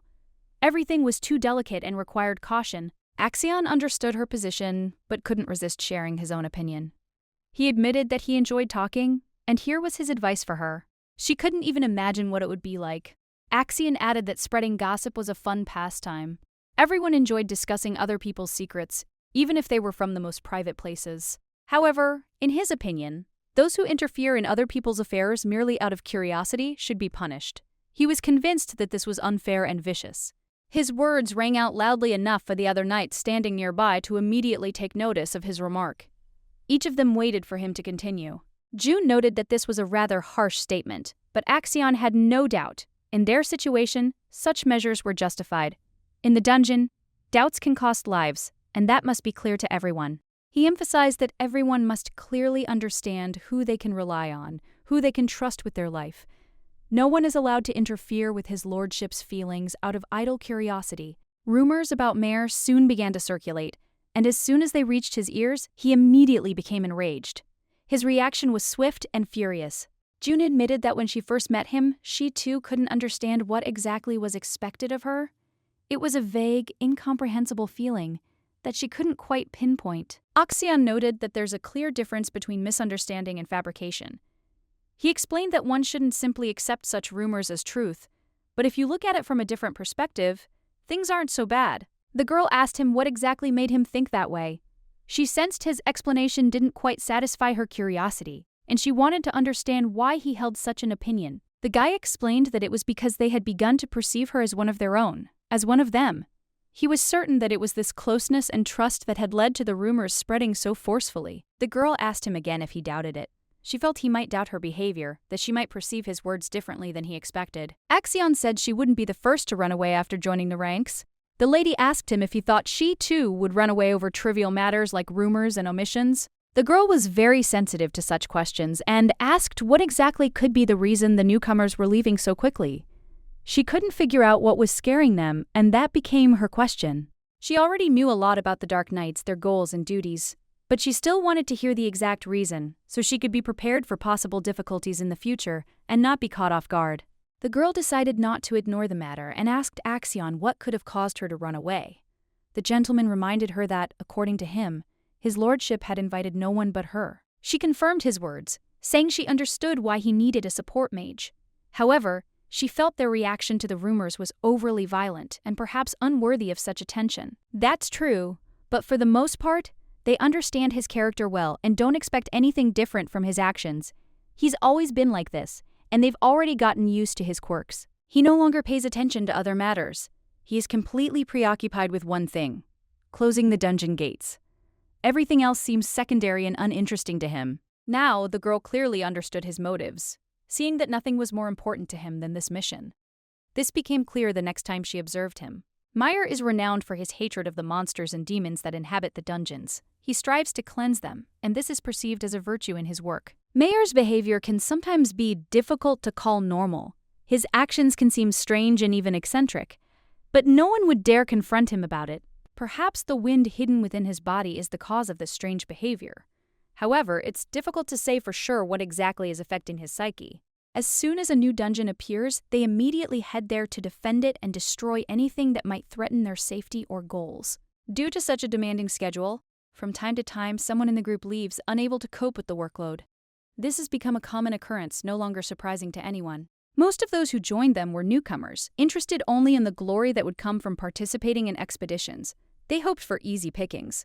These people thought that they could simply shoot magic from afar without being exposed to serious danger, and at the same time earn all the laurels and glory, but it doesn't always work out that way. This decision was correct, because the newcomers believe that it is better to be part of the Dark Knight's team than to participate in other expeditions with less successful results. However, the conditions of life in the group are too harsh for these people. There are those who come here with great ambitions to defeat the Demon King and become heroes, but most of them are too afraid for their lives to risk it for fame. Unlike them, Mayer adheres to firm principles and is not prone to doubt. That's why he sincerely respects him despite all his eccentricities. But despite this, he still perceives him as a person who thinks only of his goal. June Carentia was shocked by his words of respect. She even thought he was a little crazy. because it was hard to believe he was sincere. But the girl quickly noticed that he didn't seem to care much about the opinions of others. He was absorbed in his own thoughts, as if nothing could distract him. And although she tried to show tolerance for his stubbornness, Axion casually noted that, despite everything, he still noticed certain changes in her behavior. June was surprised, but Axion calmly explained that he was actually thinking about her. He'd been thinking a lot, and these thoughts seemed to be the most important thing to him. She blushed slightly, feeling a burning sensation inside her. She sheepishly asked him if it was true. Axion explained that he'd initially been trying to choose a room that would suit her. Until recently, he'd never shown himself like that. And something in his tone when he asked to be called captain added a strange tenderness. Axion said that she was the only one he allowed this to, and also complimented her appearance, noting the shape and color of her hair. He was visibly agitated, and his strange reaction caught her attention. He said he thought he was only able to notice such things in the dungeon. At first, Mayer seemed more commanding and confident. June Carentia looked at him as if he were an ordinary person, but Axion clearly reacted to this more strongly than he should have. Perhaps this was a side of him she hadn't noticed before, and she couldn't understand why his attention was suddenly so strongly drawn to her. Or maybe he'd changed since they'd met.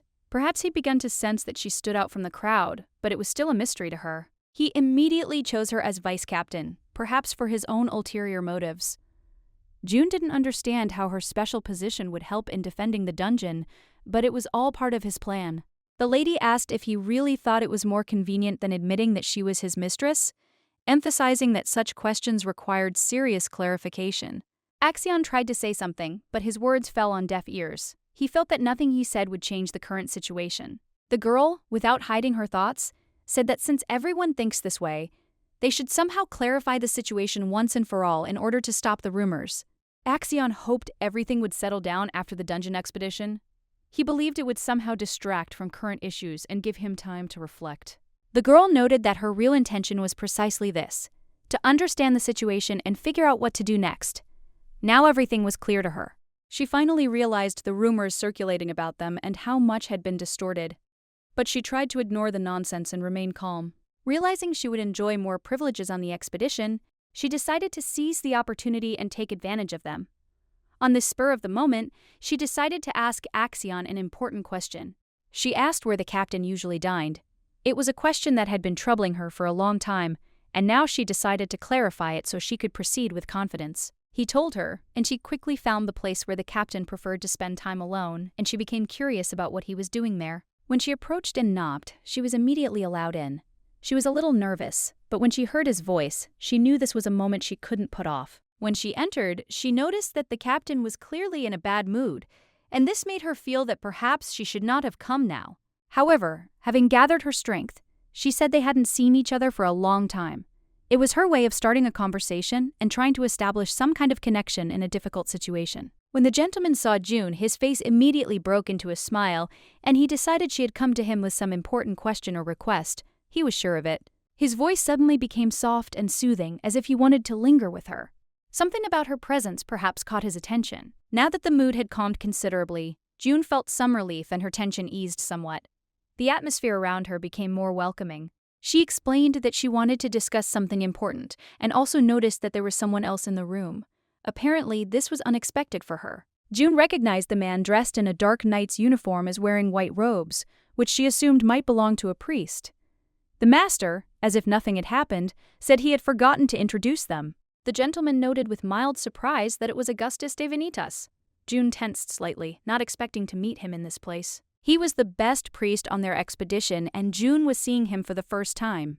However, she remembered some information about him from the game, so her interest was immediately piqued. August was known as the Dark Knight's chief healer, and was also considered Myrnox's right-hand man. Although he was a battle priest, he essentially only dealt with healing. He was once credited with a strange saying, "The stronger your muscles, the better you heal." It sounded strange, but no one dared to refute his words. Despite the absurdity of this statement, he had such authority that no one even thought to argue with him. Everyone simply accepted his wisdom. The gentleman turned to the priest Augustus and, without wasting any time, introduced June to him.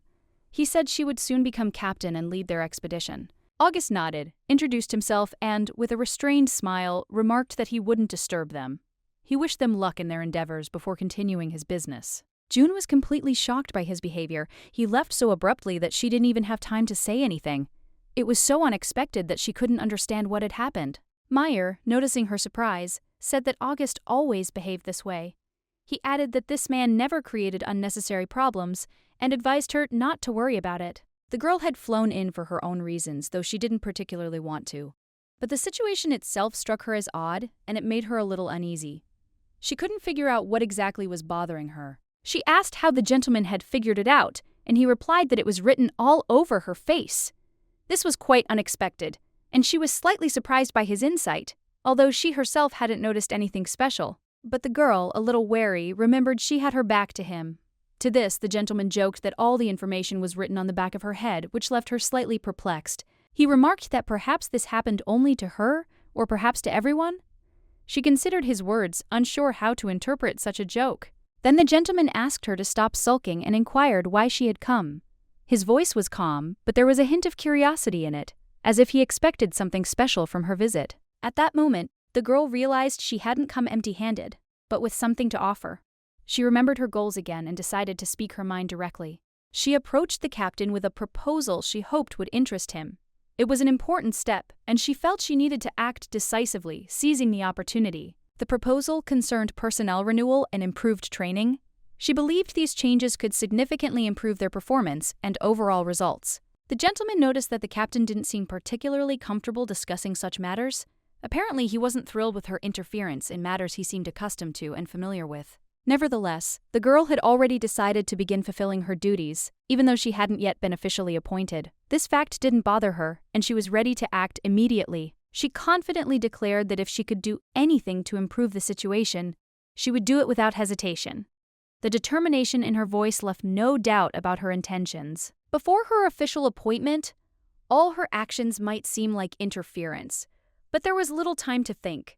She understood that every step was important, and the moment could not be missed. The girl decided she needed to inform Meyer of her intentions. Right now, at that moment, he was looking at her like a lion looking at its prey, which made the situation even more tense. But there was no need to be afraid. She understood that she needed to clearly state her position and provide a worthy answer to all possible questions, without losing confidence in her abilities. The girl confidently stated that the Dark Knight consists of 3 main groups. The first group is currently actively preparing for battle with the powerful Demon King, focusing their efforts on strategy and training. The second group serves as a backup for the first. They replace its members when they are temporarily absent, ensuring constant readiness. This is a flexible and important part of the structure. The third group consists of newcomers who haven't yet received sufficient training, but they have the potential to become part of the first 2 groups in the future. Their job is to learn and train. Typically, high-level dungeons are tackled by the first and second groups, as the third group can barely handle the easier ones. This creates problems because their potential isn't fully utilized. The girl explained that the third group is just as large as the first 2. There are too many participants there who aren't yet ready for the serious challenges, and this makes the work difficult. The gentleman asked if she was suggesting reducing its numbers, but she explained that wasn't the issue.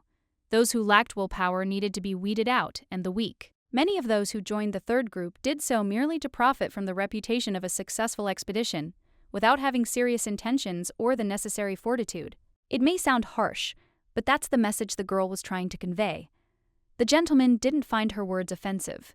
He agreed there was nothing wrong with it and invited her to sit down.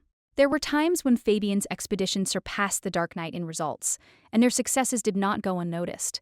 They paid close attention to detail and strategy, and it paid off. During that period, they focused exclusively on mastering high-level dungeons, which is what allowed them to achieve such success.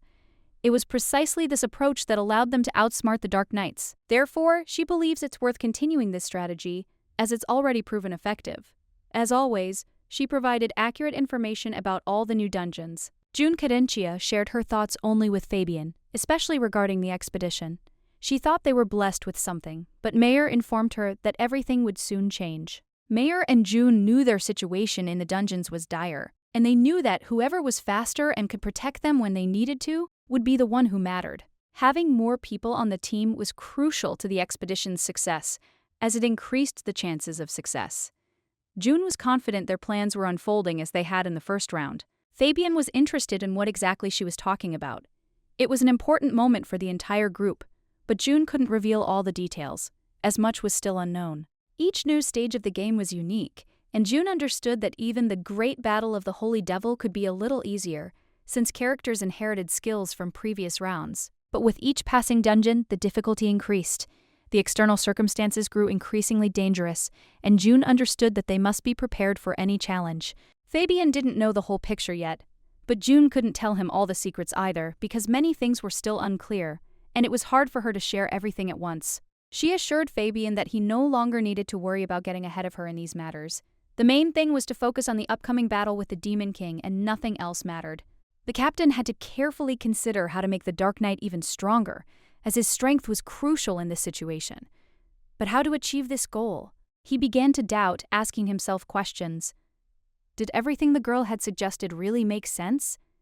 He asked her what exactly she had meant and how it would affect the situation.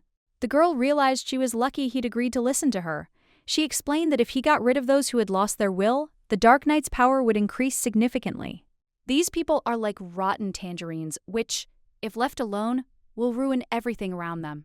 If they aren't eliminated, it will lead to the destruction of their entire structure and future plans. At the moment, all efforts were focused on closing the dungeons, but when preparations for the battle with the Demon King begin, the talents may lose their will due to the influence of these rotten tangerines. That's why the lady believed that even the Dark Knight would need a personnel overhaul to avoid further problems. This was an important step, and it couldn't be delayed. The gentleman countered that it would be quite difficult to separate them. It would take a long time. After all, such changes don't happen quickly. They need to proceed carefully. However, the Dark Knight didn't have much time. If they tried to make changes abruptly, they would face intense discontent, which could lead to even greater chaos. So the lady had an idea. She suggested finding talented individuals who could be useful to them. Among them were tangerine people, who could be of use at the right moment. She spoke about the importance of developing unrecognized talent, as this is the only way to strengthen her position. And her remaining captain will be a decisive factor. If the chosen candidates take the position at the top of the Dark Knight, she will demonstrate her worth as a leader and prove that she is capable of handling this responsible position. And only then will her influence and status be strengthened, and it will become clear that she deserves this role, and that it was not by chance that she found herself at such a high level, earning respect and trust. The rumors will gradually fade, and there's no point in turning to Mayer for help. He might not even pay attention to the gossip, as his intervention could only make the situation worse. In fact, he may not even be aware of these rumors.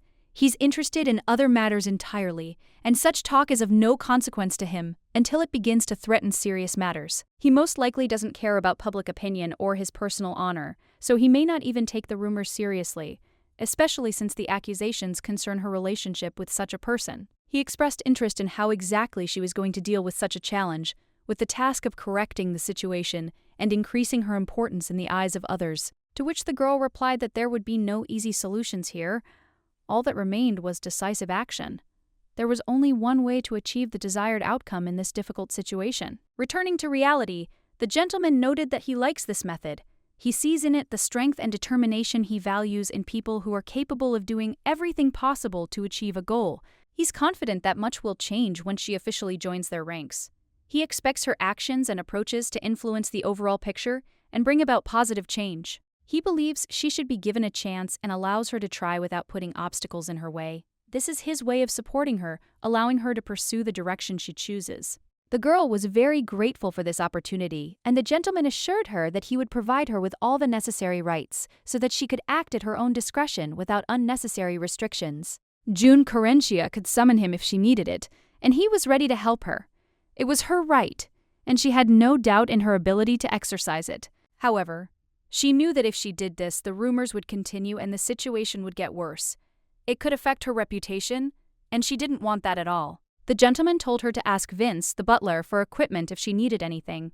She could get everything she needed for preparation, no questions asked. The vice captain had the right to do everything, including deciding who would be given a chance to live and who wouldn't.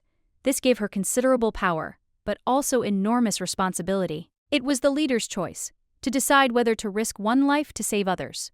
For example, whether to try to save one person when the entire group was at risk. In a dungeon, you never know what might happen or how a situation will play out. But she'd already received the basic permissions, and now all that remained was to decide whether anything else was needed. The girl replied that this was quite sufficient, as she saw no need for further clarification. Everything she needed had already been said. He suddenly remembered something important he'd almost forgotten about. He needed to take care of one last detail, something he couldn't afford to overlook. He would send one person with her, and she was absolutely required to take him with her.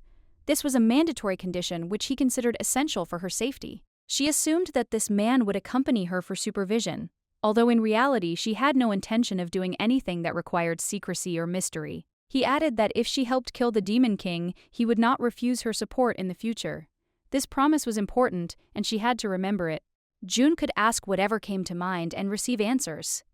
He was willing to give her full information if it would help her make decisions. The girl promised to do her best, knowing that great expectations were placed on her. She had to justify the trust he had placed in her. A new path for the Dark Knight had been chosen, and rumors of her activities began to spread much faster than she expected after she took office. The reaction to her choices was mostly negative. People couldn't understand how a support mage could choose such talents. This raised many questions. They especially didn't understand the selection process. They didn't want to take any risks, since even in a challenging dungeon, you could die if you made a mistake. It was a completely expected reaction. But she had come specifically during lunch to meet someone worthwhile, hoping for a constructive conversation and understanding. However, she wasn't quite sure where everyone had gone. The search and training of talent had been a complete failure from the very first day, which worried her somewhat. She began to worry, as it seemed no one was there. This was strange, considering she had searched long and hard for them but still hadn't found them. No one came looking for her, which only increased her anxiety. She continued searching, hoping that at least someone would show up, but it was all in vain. She was in complete shock, unable to understand where everyone had gone. There was not a single trace, not the slightest hint of other people's presence. She thought they were just hiding to make fun of her, as if everything that was happening was some kind of evil prank that she couldn't handle. She wanted to meet with everyone in person to sort things out. It was important to her to understand why no one was approaching and what was going on behind her back, but they chose to ignore her and talk behind her back, lacking the courage to approach her directly. This didn't sit well with her, and she was ready to take action. She believed that if someone had already started talking, they should continue and do so openly. She wanted to hear the truth and receive answers directly. She didn't care that things would be difficult. She was prepared for challenges, but she believed that nothing was impossible if she decided to go all the way. She decided to combine the captain's information with her skills to make the right choice. It wasn't easy, but she was ready to get back to work. She felt like she was back in the days when she'd enthusiastically played her favorite games. Memories of that time began to flood her, as if she were a child again. She hadn't tried her best in a long time, but now she decided it was time to put in the maximum effort. Now she was going to do everything right and leave no mistakes. Axion heard talk of a support mage called the Ghost, and was immediately intrigued. He couldn't figure out where this strange nickname came from, but it intrigued him. They said she seemed to catch people when they came to eat, and that her actions seemed excessive and strange, almost abnormal. This is what caused people to be perplexed. However, Axion still didn't understand what exactly had happened, why they started calling her that. The mystery intrigued him more and more, and he decided to get to the bottom of it. He decided to take a look around and after a while found her. June was sitting alone in the corner, and he immediately realized there was something strange here that had caught his attention. He noticed her strange smile and began to suspect that this was the ghost they were talking about. He was sure there was something mysterious about her behavior. He approached her to find out what was going on and asked why she was sitting there alone and if everything was okay. He was worried that she might be unwell. June, a little embarrassed, replied that she had simply been busy working and hadn't noticed him. She also explained that such moments happen when she's absorbed in work. She smiled and added that she was indeed strange at times, but only when she spent too much time on one task. It was a habit of hers. Axion was surprised, but the girl remained enigmatic. He couldn't understand how she managed to continue training newcomers and still remain so cheerful. She explained that she sometimes worries about many things, but she doesn't let these emotions take over. She tries not to be sad, even if everything is boiling inside. This is her approach to life, especially when she was entrusted with such important responsibilities. She thought carefully about where to invest her efforts and resources. This was her responsibility, and she took it seriously. Axion was a little surprised by her calm and reasonable demeanor, but June understood well that her duties weren't the worst part of her job. There were other challenges too, He said she appeared to have documents, but he believed he needed to see her in person to be completely sure. That was the only way to understand her abilities and capabilities. It seemed like everyone was avoiding her, but the girl confidently declared she had a method. According to her, they could hide for as long as they needed without fear. He suggested she might be some kind of psychic, but she confidently said that even for her that was too difficult. The task was far more complex. It wasn't just a dream, but something very similar. She explained that they could run as much as they wanted, but they would still be caught in the end. Whether she sees them or not is irrelevant. They have no choice, and sooner or later they will face the inevitable. She also noted that everything would be as she decided. However, Axion began to worry, sensing that something might go wrong and they wouldn't be ready. But the girl didn't quite understand what he was talking about. He had said that problems could arise if they weren't disciplined and continued training. If their attitude was already like that at this stage, he doubted they would be able to carry out orders properly. This was a very serious matter for the entire group. It could truly be dangerous. No one knew what might happen in the dungeon, where they would face the most unexpected difficulties. And the situation could escalate at any moment. They could turn against her if they didn't carefully monitor their actions and make decisions without emotion. The girl thought that was exactly what he was talking about. She knew that if they weren't careful, they would soon find themselves in an even more dangerous situation. He felt he'd been too careless this time. He hadn't considered all the possible risks, and now he was worried about the team, realizing they could make a mistake. She said she would accompany him if necessary. It was important to her to be there, to support him, and to keep him on track, despite the difficult situation. Since even Mr. Axion's words cast a doubt on their readiness, they began to worry. This meant they lacked confidence in their actions. He once said something similar. Perhaps the captain was worried too. At times like these, everyone in the group finds reasons to worry, and everyone turns to each other for support. In the dungeon, there is only one law: the strong destroys the weak. No matter how powerful magic seems, it will not protect against someone more powerful. Even the most powerful mages can become defenseless against a monster. Strength often loses its meaning when faced with a true threat capable of tearing one apart. Escape is impossible. Contemplating one's own fate isn't scary, but thinking about what will happen to those who can't fight becomes unbearable. She'd probably only been to the dungeon once in the Dark Night, but that wasn't a reason to doubt it. In moments like these, she definitely felt experienced. Time changed her, but good skills didn't emerge overnight. To survive and win, she needed experience, which she lacked, and there was little time to accumulate. Becoming an expedition leader was no easy task. Even with her strong skills, she still had to prove herself worthy of the role, but she was certainly no novice at this. Yurka noted that she was grateful to Axion for his concern. But everything was fine. She knew she had a trump card that could change everything at the right moment. Oksana was a little puzzled and asked what she meant.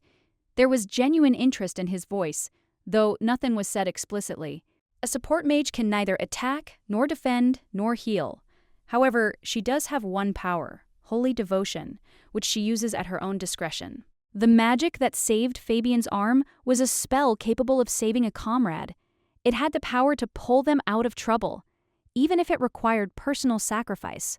The target of this magic didn't necessarily have to be her alone. It was a power that could transfer pain and wounds to another, meaning the life of her comrade could become a priority. Transferring wounds to another is a form of protective magic. With it, she could protect herself from threats, from her own comrades who were unaware of her power. If anyone found out about this magic, everyone would stay away. So she decided it was a secret she had to keep, otherwise her power would become a burden. She admitted that if she spoke about this, she wouldn't be able to use her trump card to its full potential. Then this power would lose its effectiveness, and trust in it would also weaken. Axion was upset and asked the girl to tell him what was going on.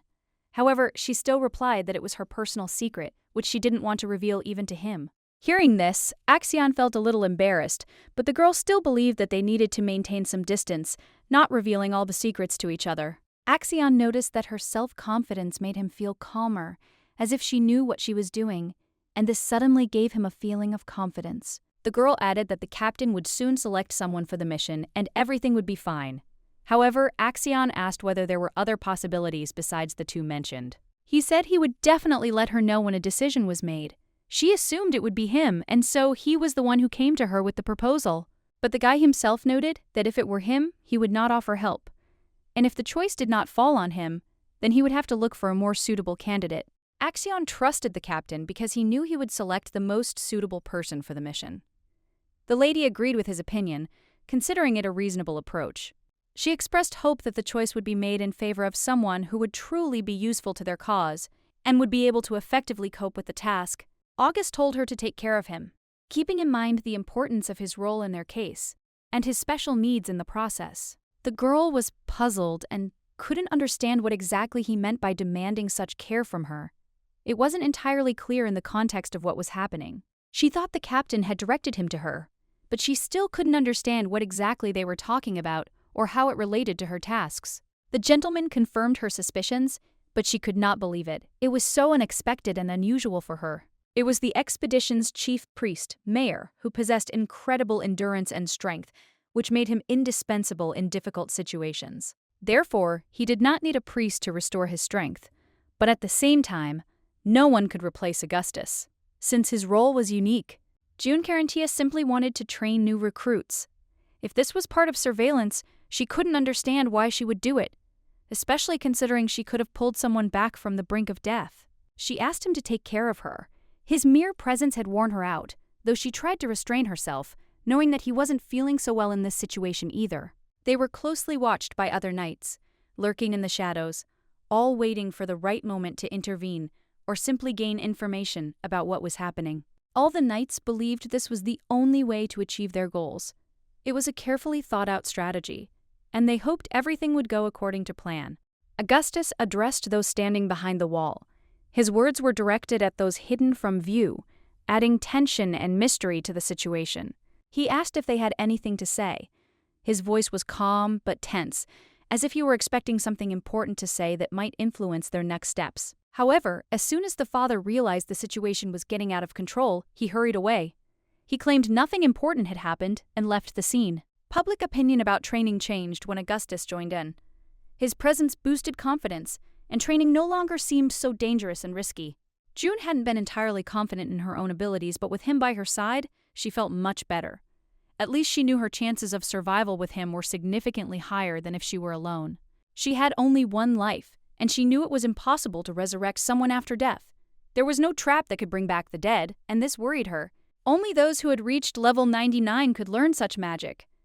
But at the moment, no one could surpass Mayer, who was level 80. Level 99 gives a person such abilities that he can become almost a god. But this does not always mean superiority in situations that require other qualities. However, even without resurrection magic, August was always strong and could bring considerable benefit in a variety of circumstances, confirming its value. He was always by her side, whether in the dining room or in the corridors, accompanying her in her daily activities and helping her not only physically but also morally. His presence was always conspicuous, and this often complicated situations, especially when it was necessary to act covertly or unobtrusively. Some aspects of documents or information had to be verified independently, as it would be extremely unwise to trust everything automatically. It might be better to become an archer than a swordsman, as they seem to be much more suitable for most tasks than swordsmen. Thanks to August, she had the opportunity to closely monitor what was happening, although he himself could not understand why this process of observation was so important to her. The girl noted that the tangerines they saw were unusually fresh and beautiful. But this is just a metaphor to describe the situation. He couldn't understand what tangerines she was talking about, since she was simply using the image to describe people, not fruits. Once here, she realized that she was meeting many more talented people than she expected, which opened up new horizons and opportunities for her. August, seeing her reaction, thought that she meant that these people were not only strong, but also fresh, full of energy and readiness for new achievements. The girl decided that she would need to check the selected candidates more thoroughly, and it seemed that they really did a good job today. However, she suddenly learned that one of them had died, and this news stunned her, becoming an unexpected turn of events. She couldn't believe it, especially when the maid told her that he had died in the dungeon and quite recently, leaving everyone in shock. It was a terrible loss, especially when she was told he was only 17 years old, and she couldn't understand how this could happen. The Dark Knight is not just a few squads, but an entire army, organized according to every possible standard. It is a powerful force in which every soldier has a role. The remaining groups typically focus on quickly closing the dungeon. These teams are highly trained and have experienced fighters, so as not to overload the newcomers. Since he had become part of the Dark Knight, he shouldn't have died so easily. She had a premonition and asked a maid to deliver a report on the raid's progress. The maid assured him that she would bring him information soon, and August added that death in the dungeons was not such a rare occurrence, and many perceived it as inevitable. The lady was aware of this, but her expeditions were usually better prepared. They avoided major losses, which was common practice for experienced units. That's why the death rate here was always lower than in other groups. August was surprised to learn that the lady was so well informed about this. The lady noted that this was no secret at all. The entire army knew how carefully they were trained and how important it was to be prepared for the dangers of the dungeons, where there was always risk. When the maid brought the report, the mistress carefully read all the data, not missing a single detail, in order to understand what exactly happened during this raid. She soon realized what the problem was. There were some discrepancies that immediately caught her attention and made her question the group's safety. She instructed Maria to notify her of any changes in this group. This was important to keep abreast of the situation and be prepared for any unexpected developments. August noticed that something was clearly bothering the lady. He sensed her tension, but he couldn't figure out what exactly about the report was bothering her. The girl tried to reassure him, explaining that this was just a normal group with a normal mortality rate, everything was as usual, and such cases were to be expected. She emphasized that even the death rate here is lower than in some other groups. However, there was one important moment that changed everything and made her worry. She wasn't interested simply in the number of dead, but in how they died. This was more important than any numbers, because the details revealed the true causes. August couldn't figure out what exactly was so special about these deaths, so he decided to personally examine the scene where the events occurred to understand and see the problem for himself. Now, it seemed, he was beginning to understand what was going on. If a group encountered problems during preparation, its members were doomed, and this was inevitable. This isn't surprising, but it's not the entire squad that dies at once, just one person at a time. This adds to the strangeness of the situation, creating even more questions. What's particularly alarming is that those who joined later don't notice this. They simply look at the overall metrics and ignore the finer details. This seems very suspicious. I need to report this to her ladyship, even though there's no proof yet. Everything that's happening seems strange, but we need to proceed with caution. If they don't understand the gravity of what's behind this, the situation will only get worse. We need to catch every participant to expose what's going on. The Blue Flame Squad's leader is the spearman Viffer, and there's another strange detail that's haunting them. It's some kind of hidden threat that needs to be uncovered. It was too early to tell the captain about this, so she decided they would simply observe to gather more information. She didn't want to jump to conclusions. The knights were shocked to hear the vice captain's cry. His voice was filled with alarm, causing uneasiness among everyone. This was a sign of trouble. The lady was on the verge of exhaustion, her patience nearly exhausted. She had made her choice long ago, and this man was now in the Blue Flame, creating new problems. Sevilla Ventus is the youngest member of the Dark Knights, and her wind magic makes her special. However, her age and inexperience could be a problem, though she's clearly no ordinary rookie. She pays special attention to this child because he possesses a gift the others lack. His wind magic abilities represent a significant asset to the squad. The attribute Jun used was ideal for archers. If Axion also helped, the combination would truly be devastating. With the right training, he will be an incredibly useful ally, and his abilities will greatly enhance the team. The reason she didn't hear his name in the first round was most likely because he died when he first discovered his talent as a mage. Apparently, he fell victim to the Blue Flame Squad's connection, which led to his death. But she won't be able to help him now, because the performance ceremony is scheduled only for next week. Now she is a stranger to everyone, and any attempts to interfere in the affairs of the expedition will be regarded as an abuse of authority. Although, perhaps something will happen to Seville in the dungeon this week, and her intervention will become necessary. June remembered the captain's words that if she helped destroy the Demon King, she could ask him for any help.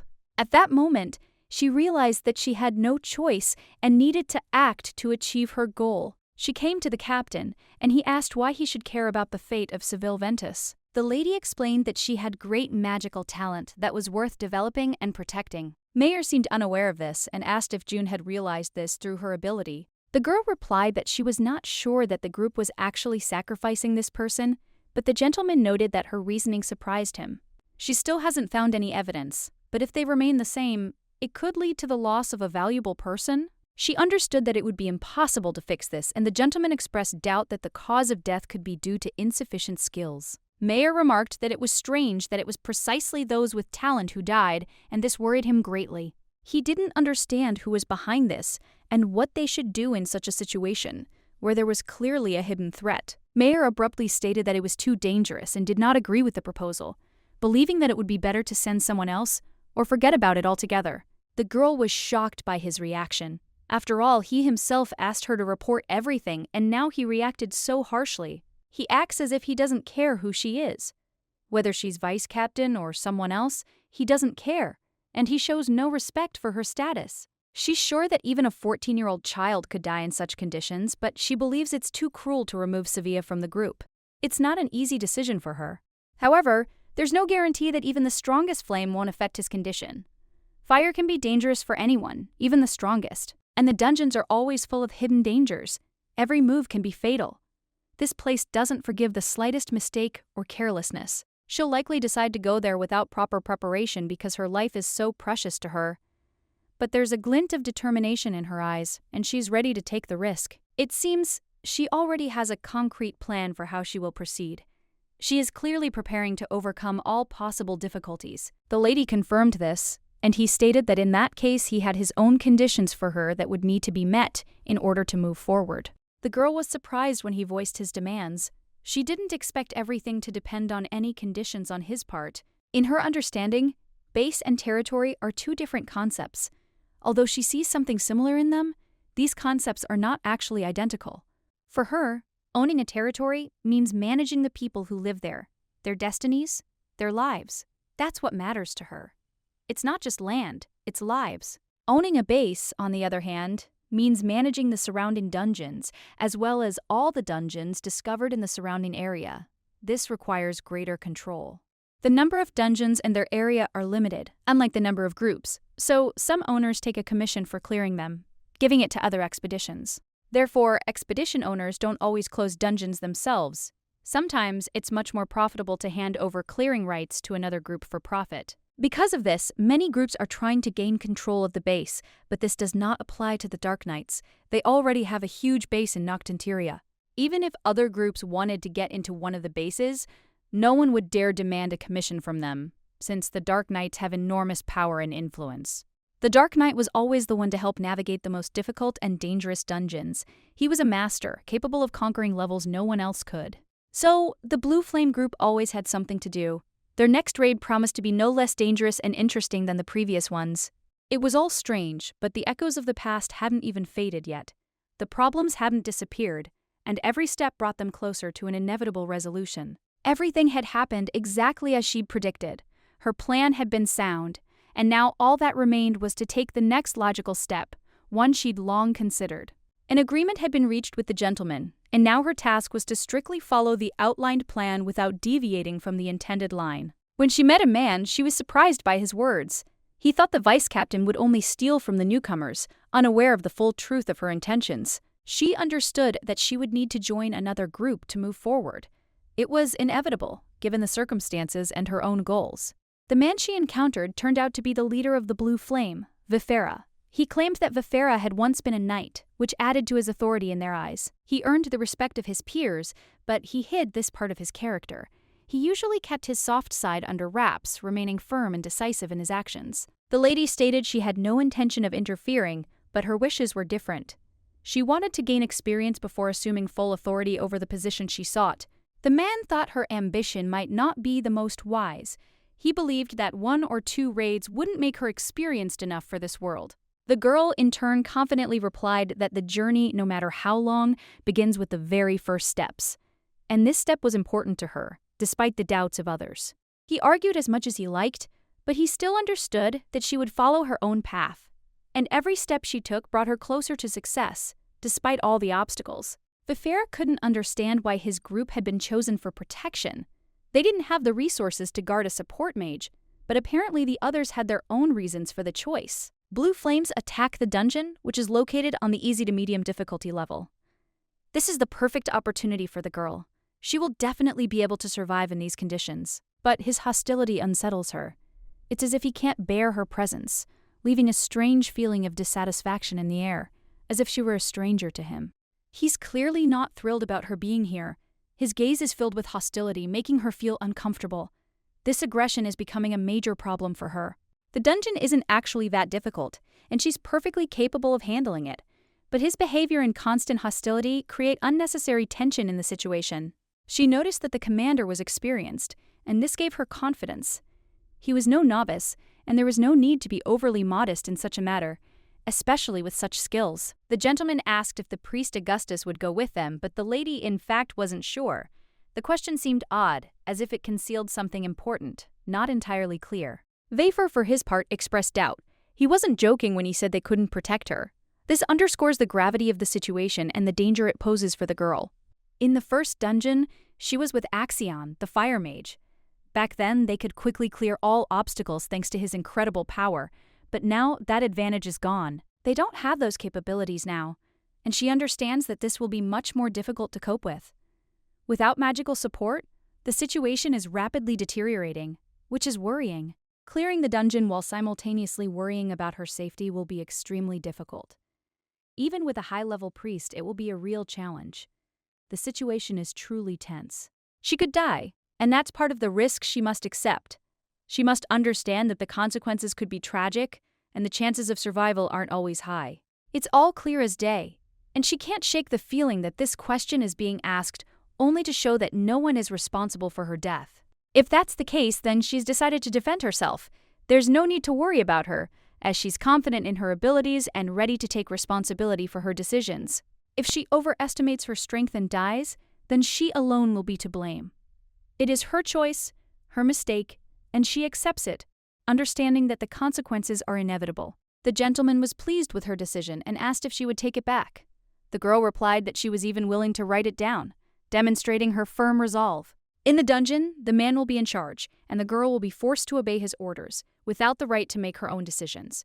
Everything will depend on his will. The girl, looking him in the eye, declared her readiness to fulfill the terms and swore to remain faithful to the agreement. This was important to her, and he accepted her vow. The man announced that they would set out early the next morning, wasting no time. He had already prepared everything, and there was no time for delay. She noticed the anger pouring from his eyes. It was obvious he wasn't hiding his mood. It was clear he was serious. But perhaps this is even better. Better than his empty smile, which would hide his true intentions. It's easier to provoke. Moreover, she could play on his aggression. This would speed up the process, and their dark plan would soon be revealed. She just needed to act quickly. The man said they needed to introduce them to new faces first, as the team had expanded. He wanted everyone to know each other. He explained that Captain June was famous, a prized mage who had become vice captain. Her reputation was vital to their goals. So the rumors went, and although the rumors were sometimes exaggerated, they needed to be shown to be trustworthy. They had to try not to let them down and lose face. His ironic grin was evident on his face. He clearly wasn't hiding his attitude toward what was happening. That spoke volumes. He also introduced Seville, who would now replace the archer Yaga, who had died in the previous raid. He was the newest member of their group. The boy asked Alan to take care of a particular area that needed attention. This was a crucial point in their further strategy. The answer was cold, and then the gentleman asked if the killer had any problems, anything that could affect their plans. The girl replied that everything was fine, but he asked again if there was anything wrong with him addressing her informally. He admitted that he always treated all his subordinates like that, but the Lord said that there was no need to worry. Everything would be fine. He could relax. She understood that sincerity was vital in their situation. To survive in the dungeon, you had to trust and be open about your intentions. He was glad she was quickly grasping the situation. They were all suspicious and prepared for possible exposure, but for now, that wasn't their problem. Now he was confident that everything would go smoothly, without major obstacles. He believed their plan would work if they acted decisively. During the mission, the man discussed how this time would be easier than previous ones. He felt they were better prepared. Last time, there were far more problems, and they made the task much more difficult. This time, it was easier than they expected, and more successful. In this team, they were really strong, which gave me confidence that they would cope with all the difficulties, and nothing bad was supposed to happen. In difficult times, people should support each other. This is undeniable, because it is mutual support that helps overcome difficulties. But the girl felt that this group could cope without her participation, so she decided to stay nearby to observe the situation and keep her distance. The man shouted that the support mage should stay away, as her presence would only hinder them and not help as she apparently intended. He couldn't understand how such a person could even become vice captain, because they were clearly all crazy here and acting completely illogically. The girl was worried that he would begin to suspect her true intentions, but perhaps it was even better than if he had understood everything right away. One glance was enough to understand that the relationship between them could change at any moment, and there was nothing unexpected about it. Mayer made it clear that he supported her, and they didn't even think about the consequences of their behavior, acting impulsively. The situation was becoming increasingly tense. The relationship was becoming increasingly rough, and this did not bode well. Now it was completely obvious that they would try to kill her right in this dungeon, and there was no point in hiding it. In a strange way, she felt better. Because when everything is so obvious, it becomes easier to act than when there are doubts. This betrayal was obvious, but what worried her most was the archer, Selvia, who was showing aggression. She believed that expressing anger as openly as he did was wrong. It seemed too obvious and dangerous.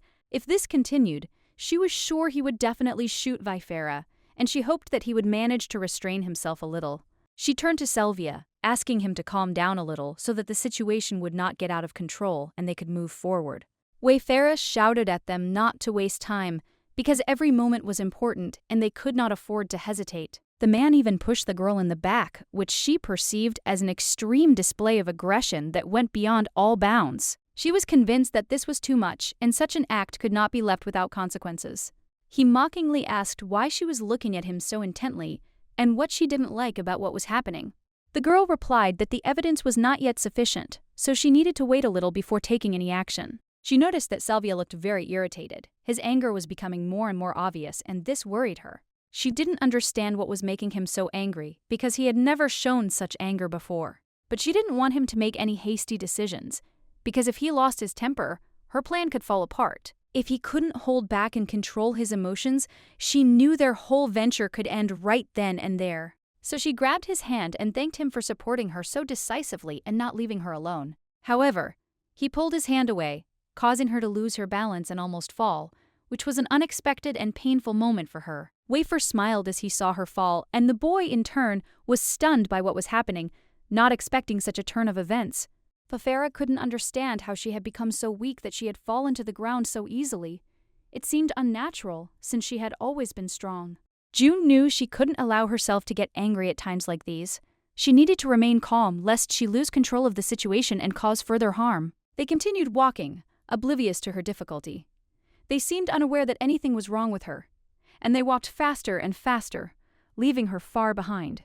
The girl couldn't understand why she felt like a failed instrument destined only to suffer. She tried to hold on, but her strength was ebbing. June's gaze fell on the raid's final end, and she felt a wave of relief. Having found herself on the brink of this ordeal, she knew it would soon be over. The vice captain couldn't stand by and do nothing. She had to intervene. The moment had come when it was her turn to act.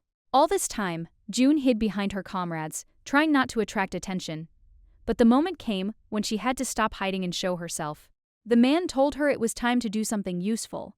He could no longer tolerate her standing on the sidelines while everyone else was fighting and taking risks. She didn't quite understand what he meant when he spoke of her special role. The words confused her, and she couldn't figure out what he was talking about. Then the man said that she would soon understand what and how to do. He was confident that she would realize her importance to the group as soon as she was ready for action. He took up the blade known as Retribution. The magic emanating from this weapon was immensely powerful and had immediate consequences in combat. June stood up, feeling her body grow stronger.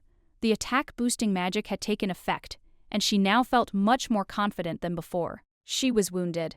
Though the pain was intense, it was all part of the plan, as the magic supported her and increased her strength despite the injuries. She realized the magic the man had used was support magic, meaning her injuries only enhanced her combat abilities, preventing her from collapsing. The man asked her in surprise if she was surprised by his actions. He thought she should have expected this turn of events, but she didn't seem to be. June knew he was actually a support mage, though the documents didn't mention it. She understood that hiding it was part of his strategy. Though her information window didn't hide the truth, she understood that he hadn't revealed his powers intentionally. He didn't want his ability to influence the perception of his group. The man's gray hair wasn't unusual. It didn't attract attention, as such hair was quite common among mages, It took her a moment to realize what surprised her most. She thought it was the support magic, but in reality, she was shocked by his ability to conceal his actions. She couldn't believe that he was the kind of person who was willing to hide important information from his comrades and at the same time use them for his own purposes. It all seemed even stranger, especially given how he was able to manipulate the group. I wonder what Saint Marianne would say if she knew about this. The man calmly explained that his actions were not the result of malicious intent. He simply believed that magic was an applied science, and sometimes the truth had to be concealed for its effectiveness. He turned to the vice captain, asking if she realized the situation they were currently in. The situation was critical, and she needed to understand that. He assured her that if the spell's target suffered damage, it would become stronger, and that this would bear fruit. This was part of his plan, which was becoming increasingly clear. Based on what he'd already accomplished, his intentions were clear. Nothing was random. Every step he took led toward the specific goal he craved. The girl, looking at what was happening, realized that he was probably going to kill her. She sensed danger and immediately realized how the situation was unfolding. She said she now understood their plans precisely, and it didn't surprise her at all. She was prepared to accept what they had to do, but remained calm. She also asked him not to take everything that was happening as a personal insult. For her, it wasn't anything personal, but rather an inevitable step. She acknowledged that their unit was strong enough to carry out the task, but she didn't understand why they were being sent to suffer casualties. They could have accomplished the task without unnecessary losses. The man replied that no one had said the entire squad would participate in the battle. He meant that the decision should be made by those willing to sacrifice themselves. He added that in this case, experience points would be distributed among all participants. This allowed everyone to contribute to victory, albeit in different ways. The girl was completely shocked to hear that in the Great Battle of Holy Dialogue, experience for victory is awarded based on the contribution of each participant.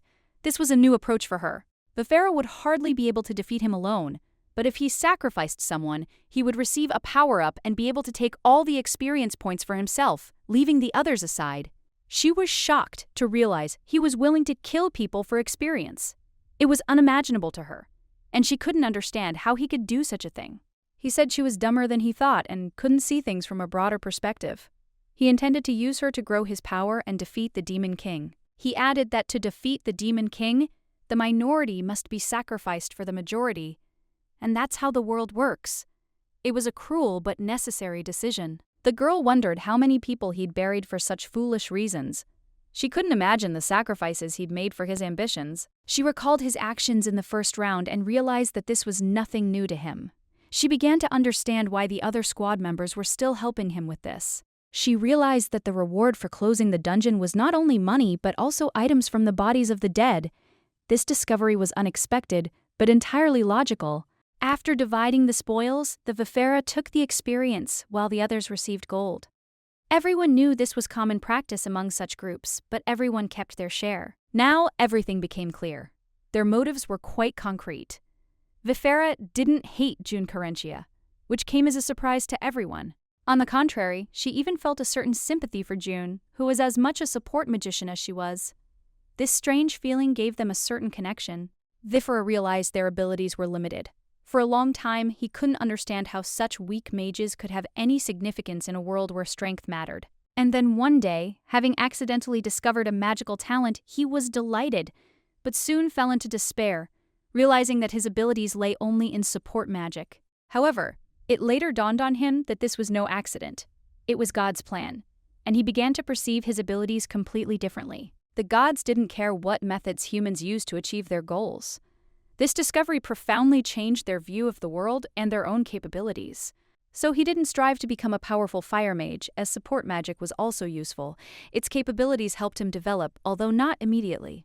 He was chosen as a hero precisely for this magic. However, many didn't understand how he could be useful in major battles, as his abilities weren't obvious. She couldn't do anything important that would help in the battle.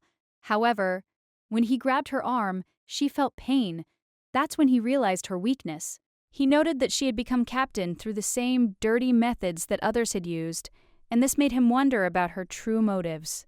Support mages couldn't use offensive or defensive magic, and even healing was unavailable to them. This made them unique, but also limited. However, they could learn techniques that went beyond normal fighting techniques, becoming masters of trickery and manipulation.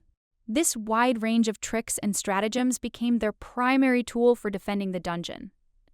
All of this was indirect assistance, but extremely effective when needed. Mages who lack the ability to defend or attack are despised by everyone else. Their existence is essentially meaningless, as they can't help in either combat or defense. Even Vipera, a support mage who used her abilities to enhance her own power, couldn't find any merit in them. She was disillusioned by their uselessness. But despite their shared shortcomings, their similarities end there. Each has their own methods and goals, even if the end result is the same. They remain support mages. There's no justification for killing innocent people, and it's precisely these kinds of actions that render support mages useless and unrecognized. This is a harsh truth that's hard to accept. She warned him not to use her as an excuse for his actions. She wouldn't be content to be a pawn in someone else's game. That's not what she expects from her allies. She ended up in the squad thanks to her talent, and this stunned him. For a man accustomed to seeing people by other criteria, this turn of events was a complete surprise. He smiled, surprised at how she continued to deceive herself. Her words were so naive that they seemed spoken by a small puppy, unaware of the danger involved. But there was truth in her words. They were both support mages, and though he could have been more cruel, he gave her a chance, understanding that in such a situation, solidarity could not be abandoned. She had to choose. He grabbed the boy Seville's hand, indicating that her decision now had serious consequences. She faced a choice that would determine their fate. The man offered her two options: either become his ally and work at his side, or sacrifice herself for another. It was a choice that left no room for compromise. He clearly didn't think she was smart enough to grasp the gravity of the situation. He might have been wrong, but his certainty of her weakness made her doubt her own fortitude. If she chooses the first option, he will receive in her a faithful assistant who will serve him like a puppet, carrying out all his orders, even if they are cruel. And if she refused, he would show no mercy and simply kill them both? In his eyes, she was nothing more than a pawn, and he was ready to destroy her just like anyone else who stood in his way. She couldn't understand where he got such a high opinion of his own abilities and confidence in the situation. After all, if she revealed all his secrets, his reputation would be ruined. He noticed her hesitation and noted that she didn't believe his words. She was a newcomer just joining the squad, while he was an experienced knight with a reputation. He was sure no one would believe her. They would likely side with him, because his experience and status as a knight of good repute spoke volumes. She shouldn't try to play naive. She was furious, but he calmly told her she should think about it. It wasn't a bad option in his eyes. He was giving her a chance, but the offer carried a threat she couldn't ignore. She didn't have a good reputation within the Dark Knight, and her status as a master of support remained in the background. Her role was almost invisible, and she didn't even think she could ever become vice captain. It was hard to imagine. However, the man offered to help her use the blue flame. He was mistaken in thinking that support mages weren't so useful. In fact, they were far more important than many might have guessed. The man, realizing his mistake, admitted he was wrong. If trash could be considered useful, his words would have some merit. But in reality, his opinion proved superficial. When the girl expressed doubt about his words, she said he wouldn't have dared to say such a thing if he'd made the slightest effort to understand her work. Her knowledge of support magic didn't allow him to use it so carelessly. She understood that support magic must be applied with precision and care, not simply as a tool for destruction. It required far more attention than he could have imagined. Therefore, she declared that he shouldn't even try to claim that he could be among those who use such magic. She was ashamed of his underestimation of this important area. All eyes in the room were on him. The man, sensing the tension, said that she seemed to have chosen a path that would lead to her death. It was a threatening statement. The girl wasn't about to give in. She said that despite everything, he had agreed to act this way. Afterward, she felt intense pain and seemed ready to fall. The man said she wouldn't have to endure the lonely life alone, as an archer would be sent after her to complete the task. His words sounded like a death sentence, as if she were already doomed. The girl sharply objected and shouted that the captain wouldn't let it go. She was certain he wouldn't allow her to be treated like that, especially when her life was at stake. The man merely noted that the captain was only concerned about the dungeon's closure. He didn't care about anything else. Her fate wasn't that important to him. He added that she shouldn't worry about her future. Everything would resolve itself, and her life would no longer matter in the grand scheme of things. He was going to tell the captain that she'd been killed by monsters, as if it were any ordinary incident. It seemed like a simple and familiar outcome to him in such situations. But a few seconds later, when everything remained the same, the girl realized that nothing had happened. Everything was calm, and her life was still going on. When she opened her eyes, she saw that Sevilla had stopped the man. It was an unexpected turn of events. She couldn't understand how he had managed to intervene. The man couldn't believe the boy had dared to do such a thing. He was furious, but then he turned to June, trying to understand how it could have ended this way. He asked her if she understood the situation correctly, and whether she really intended to signal if her life was in danger. It all seemed completely ridiculous. In an instant, Sevilla transformed into Mayor. It was an unexpected transformation that further complicated the situation. The girl, feeling embarrassed, admitted she needed more proof. She was at a loss, unsure how best to proceed in this situation. A few days ago, in Mayor's office, the captain proposed an unexpected solution that stunned the girl. She couldn't believe it was possible. He told her not to argue and to prepare herself for the dangerous trials. Augustus, a priest, was limited in his powers over people. They decided they had to go into the dungeon together. It was the only logical solution if they wanted to survive and overcome all the threats. The captain was constantly busy trying to seal the dungeon, which was the cause of her shock. She hadn't expected such a turn of events. Now the girl didn't know who would protect whom. Everything was becoming confusing, and her thoughts were jumbled. Who would really be in greater danger? Judging by his determined gaze, the captain had no intention of changing his mind. She felt that with his support, she would definitely be safer in this dangerous place. She said the captain could do whatever he wanted. And though her words sounded calm, inside she was filled with doubt and anxiety. Viffer was completely perplexed. He didn't understand what was happening or why the captain was here. The situation was extremely confusing for him. The captain's assistants were equally confused. They didn't know what to do, and their minds were filled with thoughts about what had happened to the young man.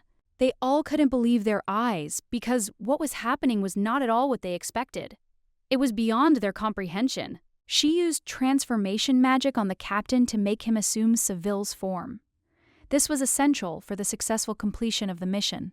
To use such magic, a person's consent was required, and the captain agreed without hesitation. He showed no signs of resistance and easily integrated into the group. However, problems arose. The captain turned out to be a terrible actor. They were lucky that little information was available about his character. Observant people might have noticed some discrepancies, but this time luck was on their side, and no one suspected a trick. Transformations of this kind were rarely used and difficult to study. It was a difficult but necessary step to achieving the goal. Every mage they encountered along the way should have noticed her magical support, but thanks to June's plan, everything was brought to life without any unnecessary complications. Thanks to June's skill in assuming the role of the transformed form, they were able to outsmart the Vifera. This was a decisive advantage. The captain claimed he had sufficient information about the man's crimes. He intended to use this information to achieve his goal. The man felt pain as the captain grabbed him. This was an unexpected and unpleasant development for him. The girl was completely shocked when she saw the captain's handprint on the man's body. This made her wonder what would happen next. It would have been best not to argue with Mayor at all, because his determination was unassailable. Every step he took was carefully considered. The captain turned to the Viffer and said that if he wanted to say anything, he should do it now. The time for reflection had already passed. Viffer couldn't understand why things had turned out this way. The situation seemed too unexpected, and he didn't know what to do next. He shouted for everyone to grab the girl. He was ready to do anything to strengthen his master and defeat Meyer. His cries grew louder. He ordered her to be killed, believing that this way he could strengthen his master and win this battle. He was confident that this was the only way he could defeat Meyer. He hoped the boost would be sufficient for victory, but that was far from the reality. June, in disbelief, began to think it was all just a joke. However, her intuition told her it wasn't true. He wanted to kill her to strengthen his powers and fight Meyer. But even with such a boost, his chances were extremely slim. Even with a redoubled attack, he remained weak, much weaker than Meyer, and couldn't match him on equal terms. His plan was doomed to fail. The captain smiled. He knew how strong Meyer was, and he couldn't contain his confidence. Nothing that happened surprised him. Viffer screamed, trying to stop everyone. He was panicking, realizing they could all die if they didn't make the right decision. He shouted again that Meyer was human too, and that the vice captain needed to be killed.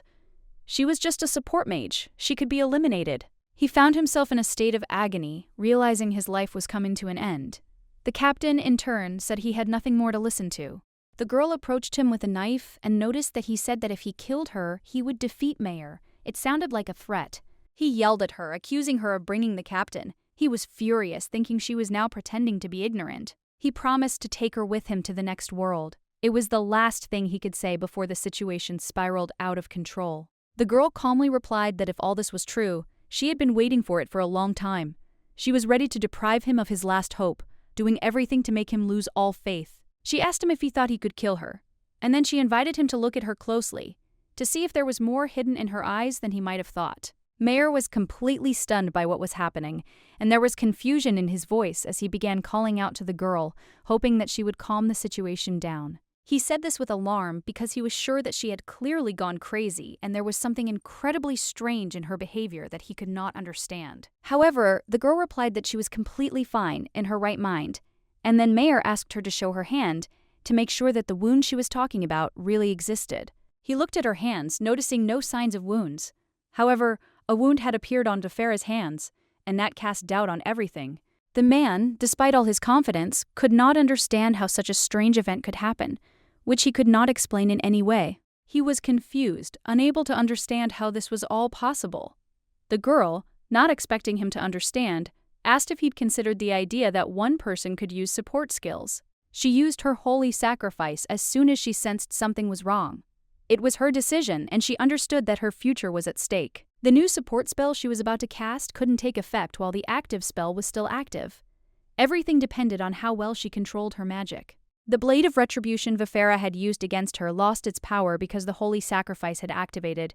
This was a surprise to everyone. The boost he'd been counting on hadn't worked, and it was throwing him off balance. He didn't know how to fix the situation when everything had gone wrong. Mayer yelled at her, accusing her of doing everything wrong.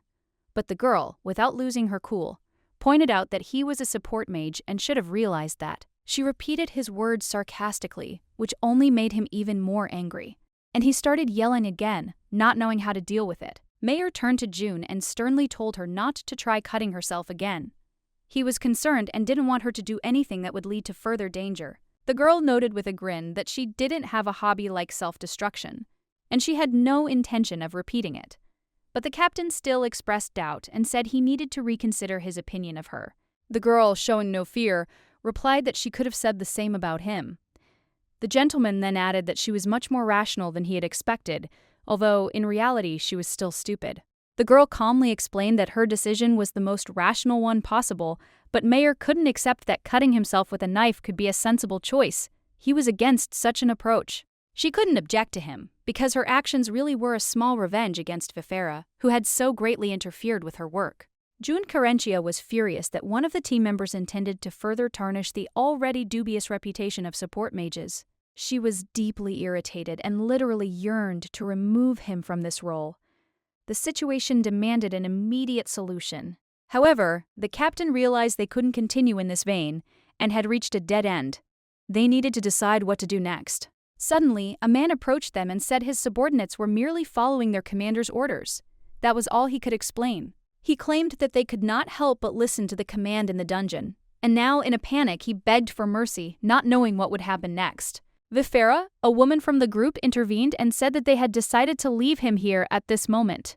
The captain explained that the orders of the group's commanders must be followed, but only the orders of the expedition captain are of primary importance. Despite all this, they continued to beg for forgiveness, but the gentleman, remaining unperturbed, did not even listen to them. Having readily obeyed the order to kill an innocent, they ignored all orders, deciding their own fate without taking responsibility. Now they started shouting out ridiculous excuses, hoping that this would somehow change the situation and save them. The captain, taking up his sword, declared that it was up to June Carentia to decide what to do with them. He awaited her decision. The punishment could be either in the dungeon or outside. Either way, the choice was entirely hers. The girl, after thinking about it, decided that she could punish them publicly to improve discipline in the group. But she understood that this was unlikely to help. In the dark night, such a measure would likely have no effect. So she suggested drowning them in the river Styx, eliminating any witnesses. The idea was simple: no body, no case. Killing the witness, so as not to tarnish the entire expedition's reputation, was the most logical solution. The man, not understanding the seriousness of what was happening, could not believe that they dared to commit such an act, and tried to justify himself. Meanwhile, a fight with the Demon King awaited them, and they asked for another chance, hoping that it would somehow affect the situation. Mayor Knox, the leader of the Dark Knight, noted that some members of his squad seemed to not understand their roles, and he was ashamed of his subordinates. June Carentia reassured him, saying that her opinion of the captain and his actions had already been formed, and nothing could change it. After this, the captain said that since she was allowed to decide, then they would act according to her instructions, and this was the final word in the matter. Vifera, in turn, began to object, arguing that he had been chosen by God and therefore could not be treated like this. But the captain ignored it. Then the girl, after a moment's thought, asked if she should use magic on this man. The captain said that perhaps it was not necessary, but if she wanted to gain experience, he could use it. Magic enhanced one's powers, and experience depended on one's input. June Carentia knew that even a single spell could be beneficial. She couldn't pass up such a chance, especially since her level was too low for the second round. This was a chance to improve her skills. She soon decided to use enhancement magic, knowing that it would help her in the future. The strengthening magic was the same one she used last time, and its effect was as expected.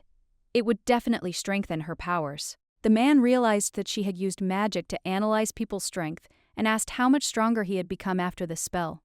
June Carentia replied that her spell only gave him a 10% boost, which was a fairly standard result. It was a common buff that was used frequently in the game and was indispensable for healing, and it served to improve strength. Support magic had its own value, and the higher the base stats, the stronger the effect of the enhancement. June had a high level of magic proficiency and could use the enhancement 3 times in a row, which allowed her to increase her powers. She was ready to strengthen him even more if he needed it, but everything depended on his desire. The man, however, said he thought this was quite sufficient. He also noted that Vifera had mentioned a possible doubling of the amplification. June noted that the Blade of Retribution had certain limitations, but overall it was a powerful weapon. It only worked for the caster, and she partially understood why Vifera had acted as he had. She asked again what exactly such a significant enhancement meant, even if it was only a one-time thing. The gentleman explained that it was more powerful than drugs, and that it would be difficult to get rid of. Such actions are absolutely unacceptable in their world. They violate the rules, and the consequences of such actions will always be severe. He added that everyone must answer for their sins. When he said this, his words sounded as if Meyer were speaking about his own actions. Mayer had to fight the boss alone, which was a difficult test for him. He proved strong, but the price of victory was high. He was killed in one blow, and even June didn't have time to support him. It was too fast, and she barely had time to process what had happened. The power was astounding. June could hardly help but wonder if Meyer had perhaps sold his soul to the devil for such power. When they left, Augustus noticed their presence. He was glad to see the master and vice captain, which testified to his respect. June asked if everything was okay, and August confirmed that everything had gone according to plan and they had completed the task successfully. The gentleman said that everything had happened as they had expected. Everything had gone according to plan, and now they could move on. Augustus remarked that the use of St. Marianne's grace for such purposes left him dubious. He didn't even know whether he should grieve over it. He realized he was more concerned about the unfair use of his abilities than about death. The religion of this world was far removed from June's usual understanding. Many believe that people should use magic responsibly, as it is considered a blessing from the gods. However, this has been the subject of much controversy. Augustus's reaction was strange. The priest seemed unconcerned with the value of human life. He seemed far removed from simple moral norms. The gentleman said everything was fine, and now it was finished. They had successfully completed the task, and everything was back to normal. Priest Augustus was supposed to help treat the vice captain. She was beaten and cut, and her condition required immediate attention. June didn't understand what the problem was, as she felt fine.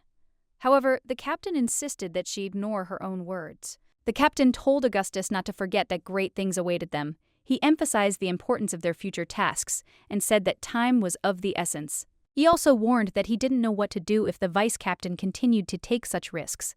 It could affect their plans. June didn't raise the issue. She considered treating a healthy person a waste of effort, but the captain was adamant in his decision. The captain said that her body was hers, but she should be a more responsible person and not risk her life, especially in such circumstances. Mayer is worried about her because he values her talent. He's invested a lot of effort in her and doesn't want to lose such an important member of the team. He asked again if she was listening to him, noting that they had a serious conversation to have when they returned from the raid, which she had not known about until now. June replied that she understood everything, and after clearing the dungeon for which the stronger flame was responsible, a secret meeting was to take place at the Dark Knight's base. The captain told her the whole story about the Autumn Flame only after everyone had gathered for a meeting, and she understood the importance of what she had heard. He said that he was going to announce that Vifera had attacked his subordinates because he was jealous of their strength, and that it would be an important moment for everyone. Axion noted that this was actually close to the truth, but it was decided to hide the fact that Vifera was a support mage to avoid unnecessary stereotypes. Hiding this fact was to prevent any negative impact on everyone, especially June, as people might begin to suspect her magical abilities. Axion remarked that he did not understand how Vifera could have acquired such power at all, and he was left wondering why Saint Marianne had shown mercy to him.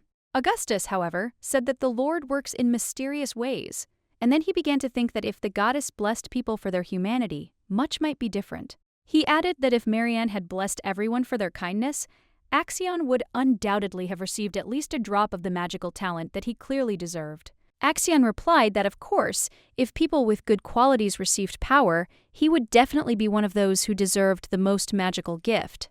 They started arguing again, and the red-haired man decided to intervene because he knew that if they didn't stop, the situation could only get worse. He said that if they wanted to argue, it would be better to do it with their fists, since the main strength of the Lober group was to resolve conflicts in battle. Axion asked him if he really wanted to fight this zombie, and Augustus replied that Saint Marianne would not approve of useless violence in such a situation. Despite Axion's magical gift, Augustus noted that he must learn to show at least a drop of gratitude for the abilities he had received without losing himself. He remarked that if the group had been selected based on loyalty to the goddess, only priests would have remained, and June, hearing this, was surprised by his thoughts. June replied that she felt that all August priests were capable of defeating almost any enemy, which added confidence to future battles. Axion didn't understand how it was possible to find 6 more such priests, because they were so powerful that it was almost impossible to create such cadres.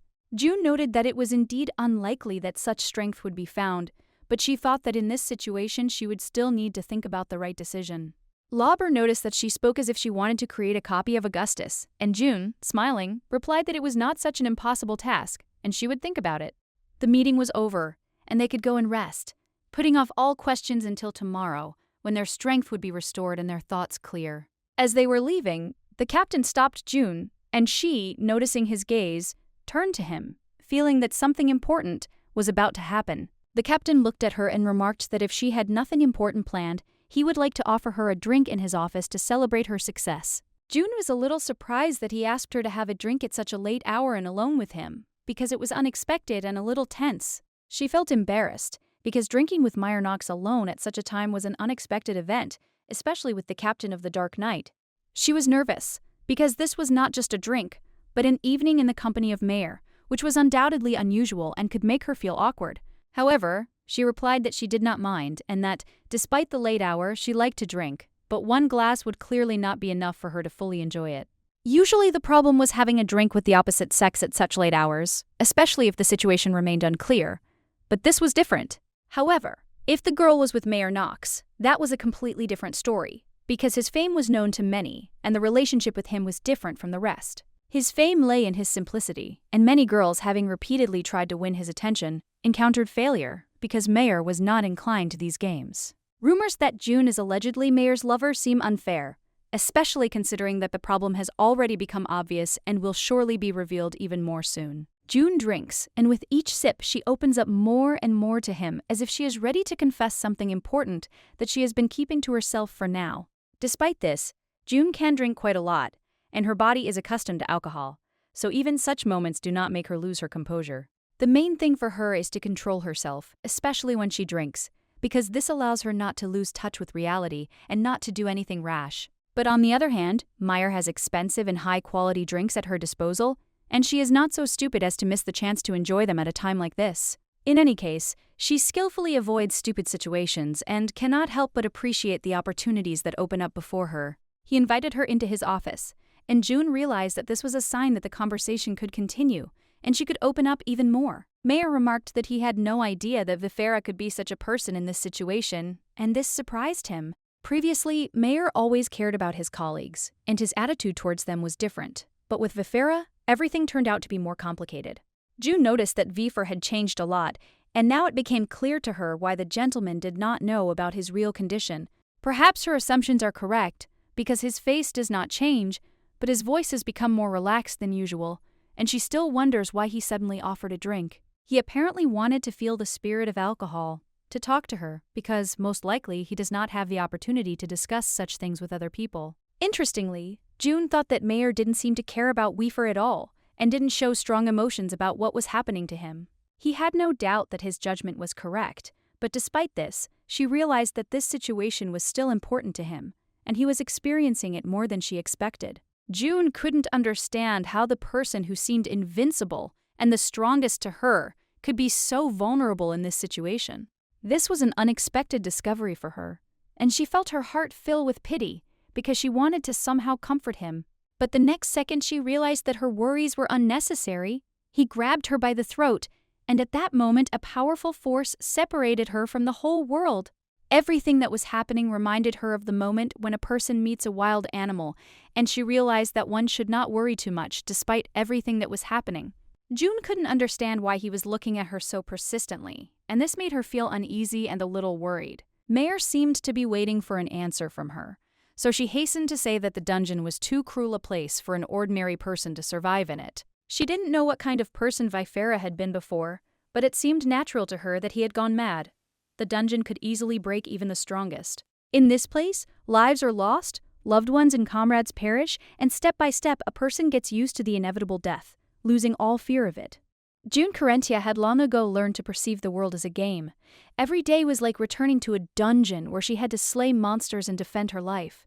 In this world, she was accustomed to harsh rules and uncompromising decisions, without asking unnecessary questions. It's important to remember that not everyone who visits the dungeon crosses the boundary. A world where danger lurks at every turn is not as simple as it seems at first glance. Not everyone can make it through, and this is what separates the survivors from the rest. Temptation, no matter how it manifests, always confronts a person at some point, but it isn't necessarily as overt as a handshake. It's hidden and deceptive, making one doubt one's choices without providing clear guidance. And while it may not seem strange, that doesn't mean it's true. It's easy to believe something when everyone else does it, but it's important to remember that there's no truth in what's generally accepted as normal. June noticed that the gentleman also agreed with this. He said that actions that seem justified for self-interest cannot be forgiven. He himself acted as the situation dictated, but that doesn't make his actions righteous. Despite this, the choice had been made, and it was inevitable. He proved himself a weak man, and it was precisely this weakness that led to what happened. A confrontation with reality was inevitable, and there was no escaping it. June believed the gentleman shouldn't worry about what had happened. She was sure such moments could be endured without thinking. Why waste energy worrying when there were so many more important tasks ahead? It was obvious to her that the master would have to forget about this once it was all over. His place was among the great, and he would have to look after the weak, no matter how hard it was. Now his efforts were focused on surviving, despite all the difficulties.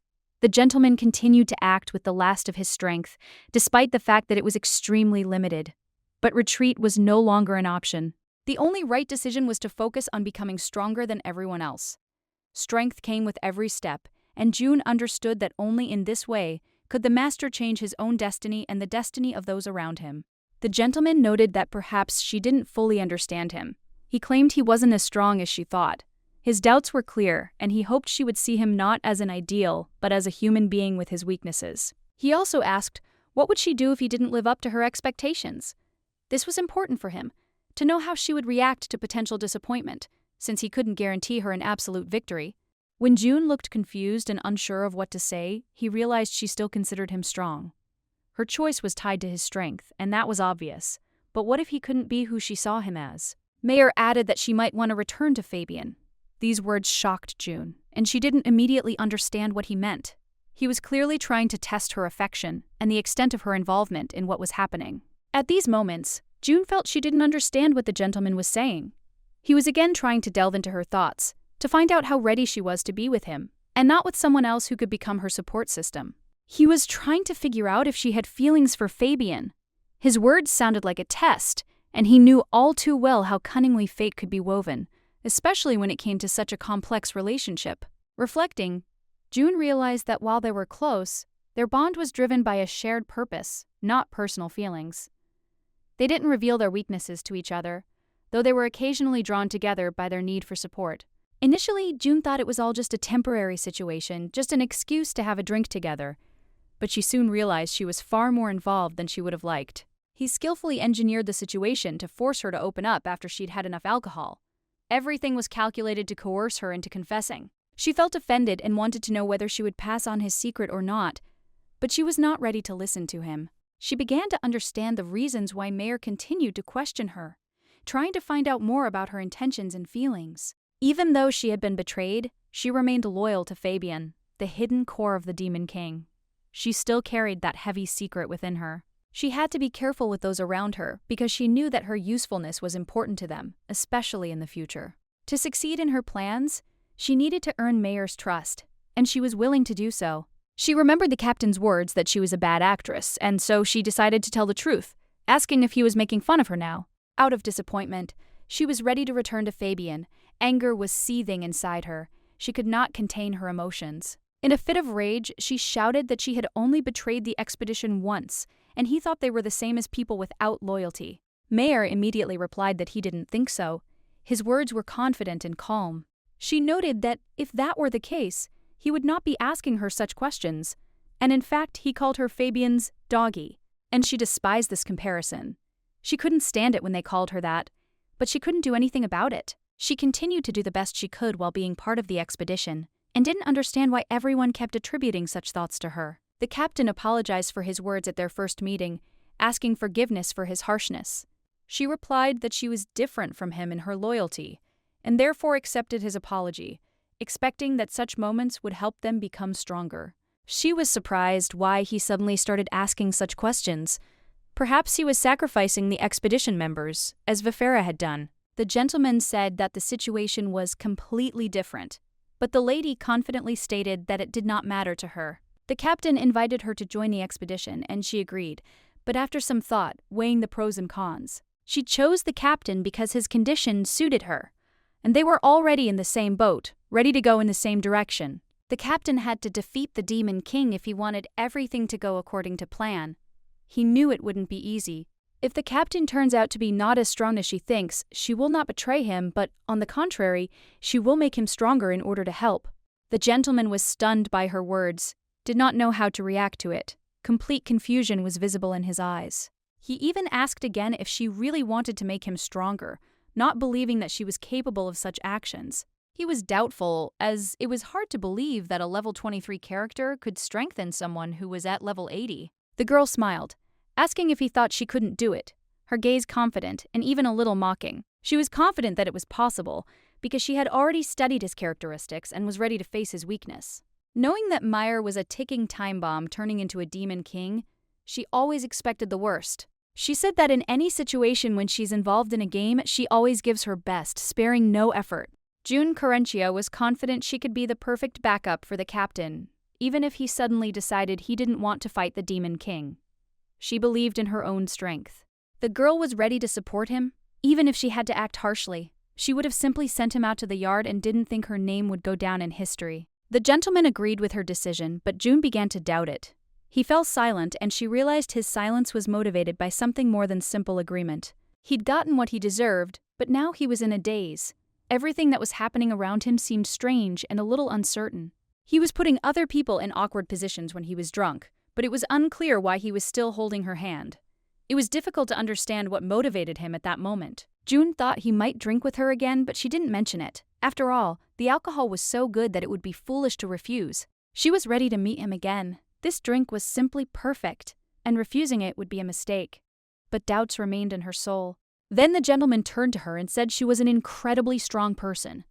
He noted that her strength was evident in any situation, and this couldn't help but impress him. June was surprised that he spoke as if they already knew each other. She couldn't understand where he got such thoughts from, given that their meeting had been so recent. The gentleman continued that they had indeed met before and had noticed her talent from the very beginning. This was something unexpected for June. She hadn't expected such words. The girl was in complete shock, unable to understand how this was possible. He explained that he had rushed to save her because he had noticed her abilities back then. June still couldn't believe his words. He continued that he saw her in the first round, although she only remembered trying to kill him at that moment. He couldn't remember exactly which meeting it was. He'd overheard conversations with the Fabian expedition, and it had left a mark on his memory. They discussed choosing a dungeon, and it was unclear why June hesitated. One of them argued that they should target Reikyo, and they decided to move in that direction. Others believed the water dungeon wasn't the best choice. It had its own properties that conflicted with Fabian's magic, posing a danger to the entire group. June didn't understand why she decided that, but she calmly explained that there was no need to worry about the water. She was confident she could handle it if she raised the level. She thought her actions could level her up, and it didn't matter how desperate she was. The important thing was progress and self-confidence. She tried to convince her comrades that this wasn't a death sentence.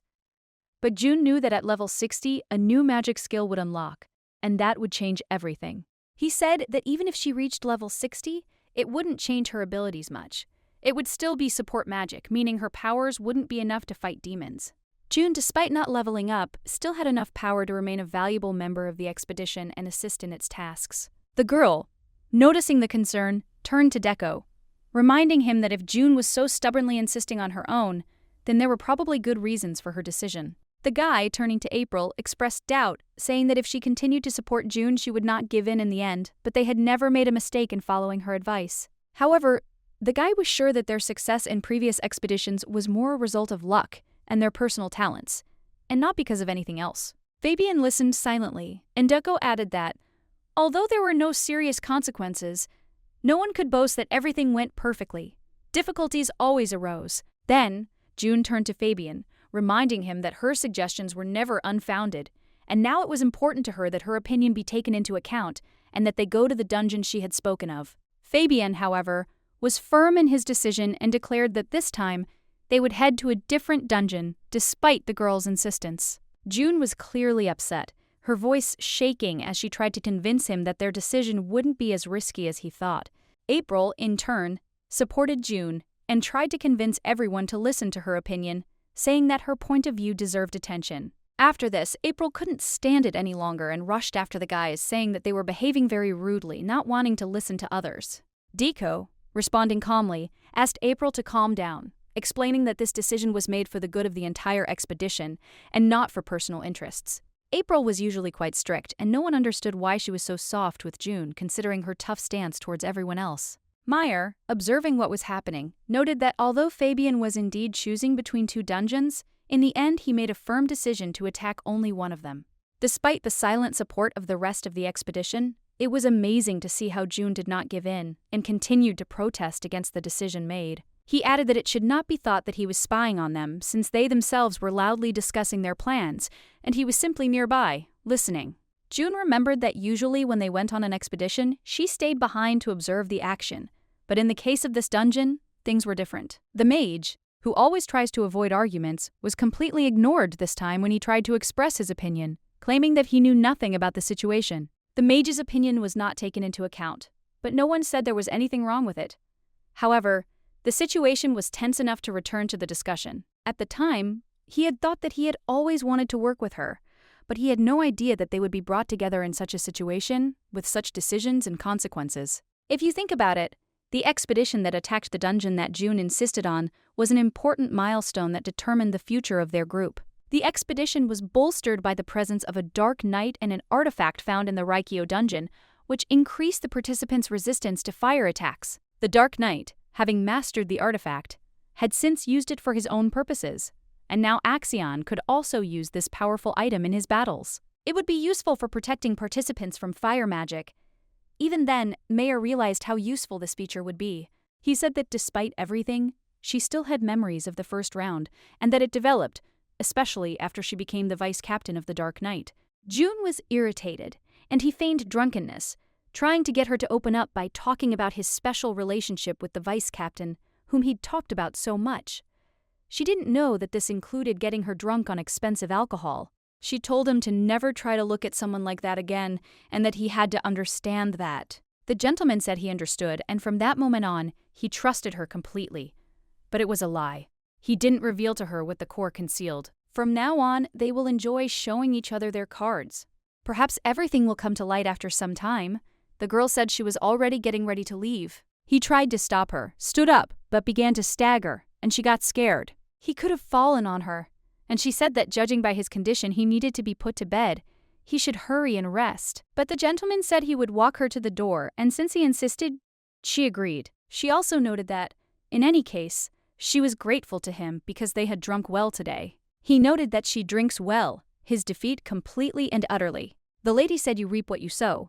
Incidentally, when they were standing so close, he seemed very tall. She felt a little awkward in this situation and was slightly embarrassed. Perhaps it was the lack of alcohol, but she would have liked another drink, noticing that his hair was falling apart. She wanted to correct them, but he grabbed her hand.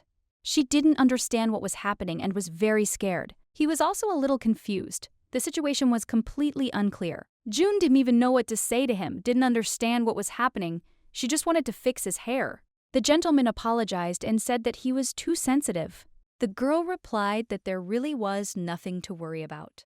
This time, she definitely crossed the line. It really was absurd for a subordinate to touch his hair. Apparently, she really is drunk. She said she would say goodbye to him then, and the gentleman said goodbye to her. It seemed that he was tired of her. She was curious about the emotions with which he looked at her. But at the same time, she didn't want to know. That's why she found it until the end without looking back. The next day, news spread among the Dark Knights, and it felt like a shock. Blue lights became a symbol of the event. Everyone was discussing how this guy, Vifera, whom his comrades trusted, had betrayed them by turning against them at the most unexpected moment. His lordship was depressed, angry, and in disbelief. It was the first time anyone had seen him like this. Perhaps there were other circumstances to blame, but the situation was too complex to understand immediately. If they did fall out of favor, the consequences could be catastrophic, so they had to be careful. June thought it was just a hangover. She assumed his condition was nothing more than a consequence of the previous night's excessive drinking. At that moment, someone called her and she turned to look. It was Axion, and June was a little surprised by his appearance, not expecting him to approach. He said that after the meeting he heard her drinking with his lordship and specified that she shared this with him. June confirmed that they had only had one glass each, to which Axion remarked that this was important. It meant she had won his trust.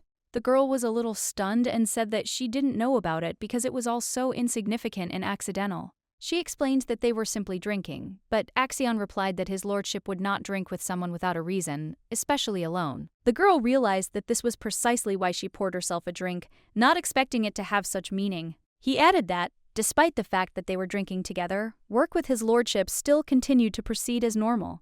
Axion believed that this could be her chance, a chance to start a new life, and his lordship had no intention of stopping her at all.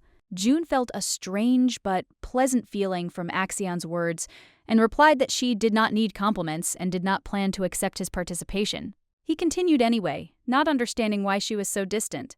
Even the priest Augustus would join a special squad and develop her abilities. This squad was designed to improve and develop specific skills. Rumors of its creation began to spread during the talent selection process. June couldn't understand why Axion was so interested, but he clearly wanted to take the chance to become stronger and better in this squad. She said that the priest Augustus would go according to the captain's decision and noted his strength, but Axion assured her that he would be able to control him.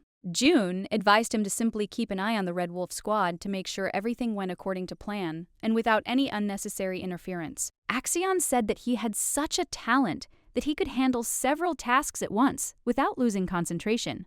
The lady reacted coldly to this and stated that he should concentrate and realize his full potential without unnecessary haste. Axion, somewhat upset, admitted that he thought his plan would work, especially if it affected her while she was hungover, when even her ladyship was prone to such a condition. He didn't think he had drunk too much, but the lady clarified that she had only been drinking in moderation without any unnecessary difficulties. Axion didn't quite understand what was happening, and didn't know whether such a reaction should even be taken as normal for an ordinary person. At that moment, Labor approached them and, intrigued, asked if she knew how to drink. He was surprised that their vice-captain possessed such skill. He was genuinely glad to hear this and suggested they have a drink together later if they wanted. He regretted that they hadn't discussed this at the meeting, but now Lober had brought it up first. Lober was of the Oak tribe, a renowned warrior in the Dark Knight. She had excellent defensive skills that she had honed over the years, and if they got close, she would be able to help them further. Axion reminded him that it was better to be careful, because if he drank with his sister, it would end badly for him and he would suffer greatly. Lober laughed and, smirking, remarked that a true warrior of Great Logathan must know how to drink, like all knights. June realized she had come for a drinking buddy. There are really few people who love alcohol and know how to drink wisely. You can count them on the fingers of one hand. June, sensing the mood, said she liked to drink too. Lober, for her part, was certain the red-haired man would be just the man for the occasion. June added that Lober suggested they have a drink later, but she thought now was the best time. Lober agreed with this, but Axion expressed doubt and suggested that they stop, reminding them that she had been drinking with his lordship yesterday and was planning to do so again today. June noted that yesterday's alcohol was already in the past, and now was a new day, and Lober supported this idea, suggesting that they strengthen female friendship. Axion tried to intervene again and said that he would be with them to prevent them from drinking too much. In the evening, August could not understand what was happening at all and was clearly puzzled by what was happening. He asked them to explain this strange situation, because he had absolutely no idea what was going on. Lober, without hesitation, offered the priest a drink with them.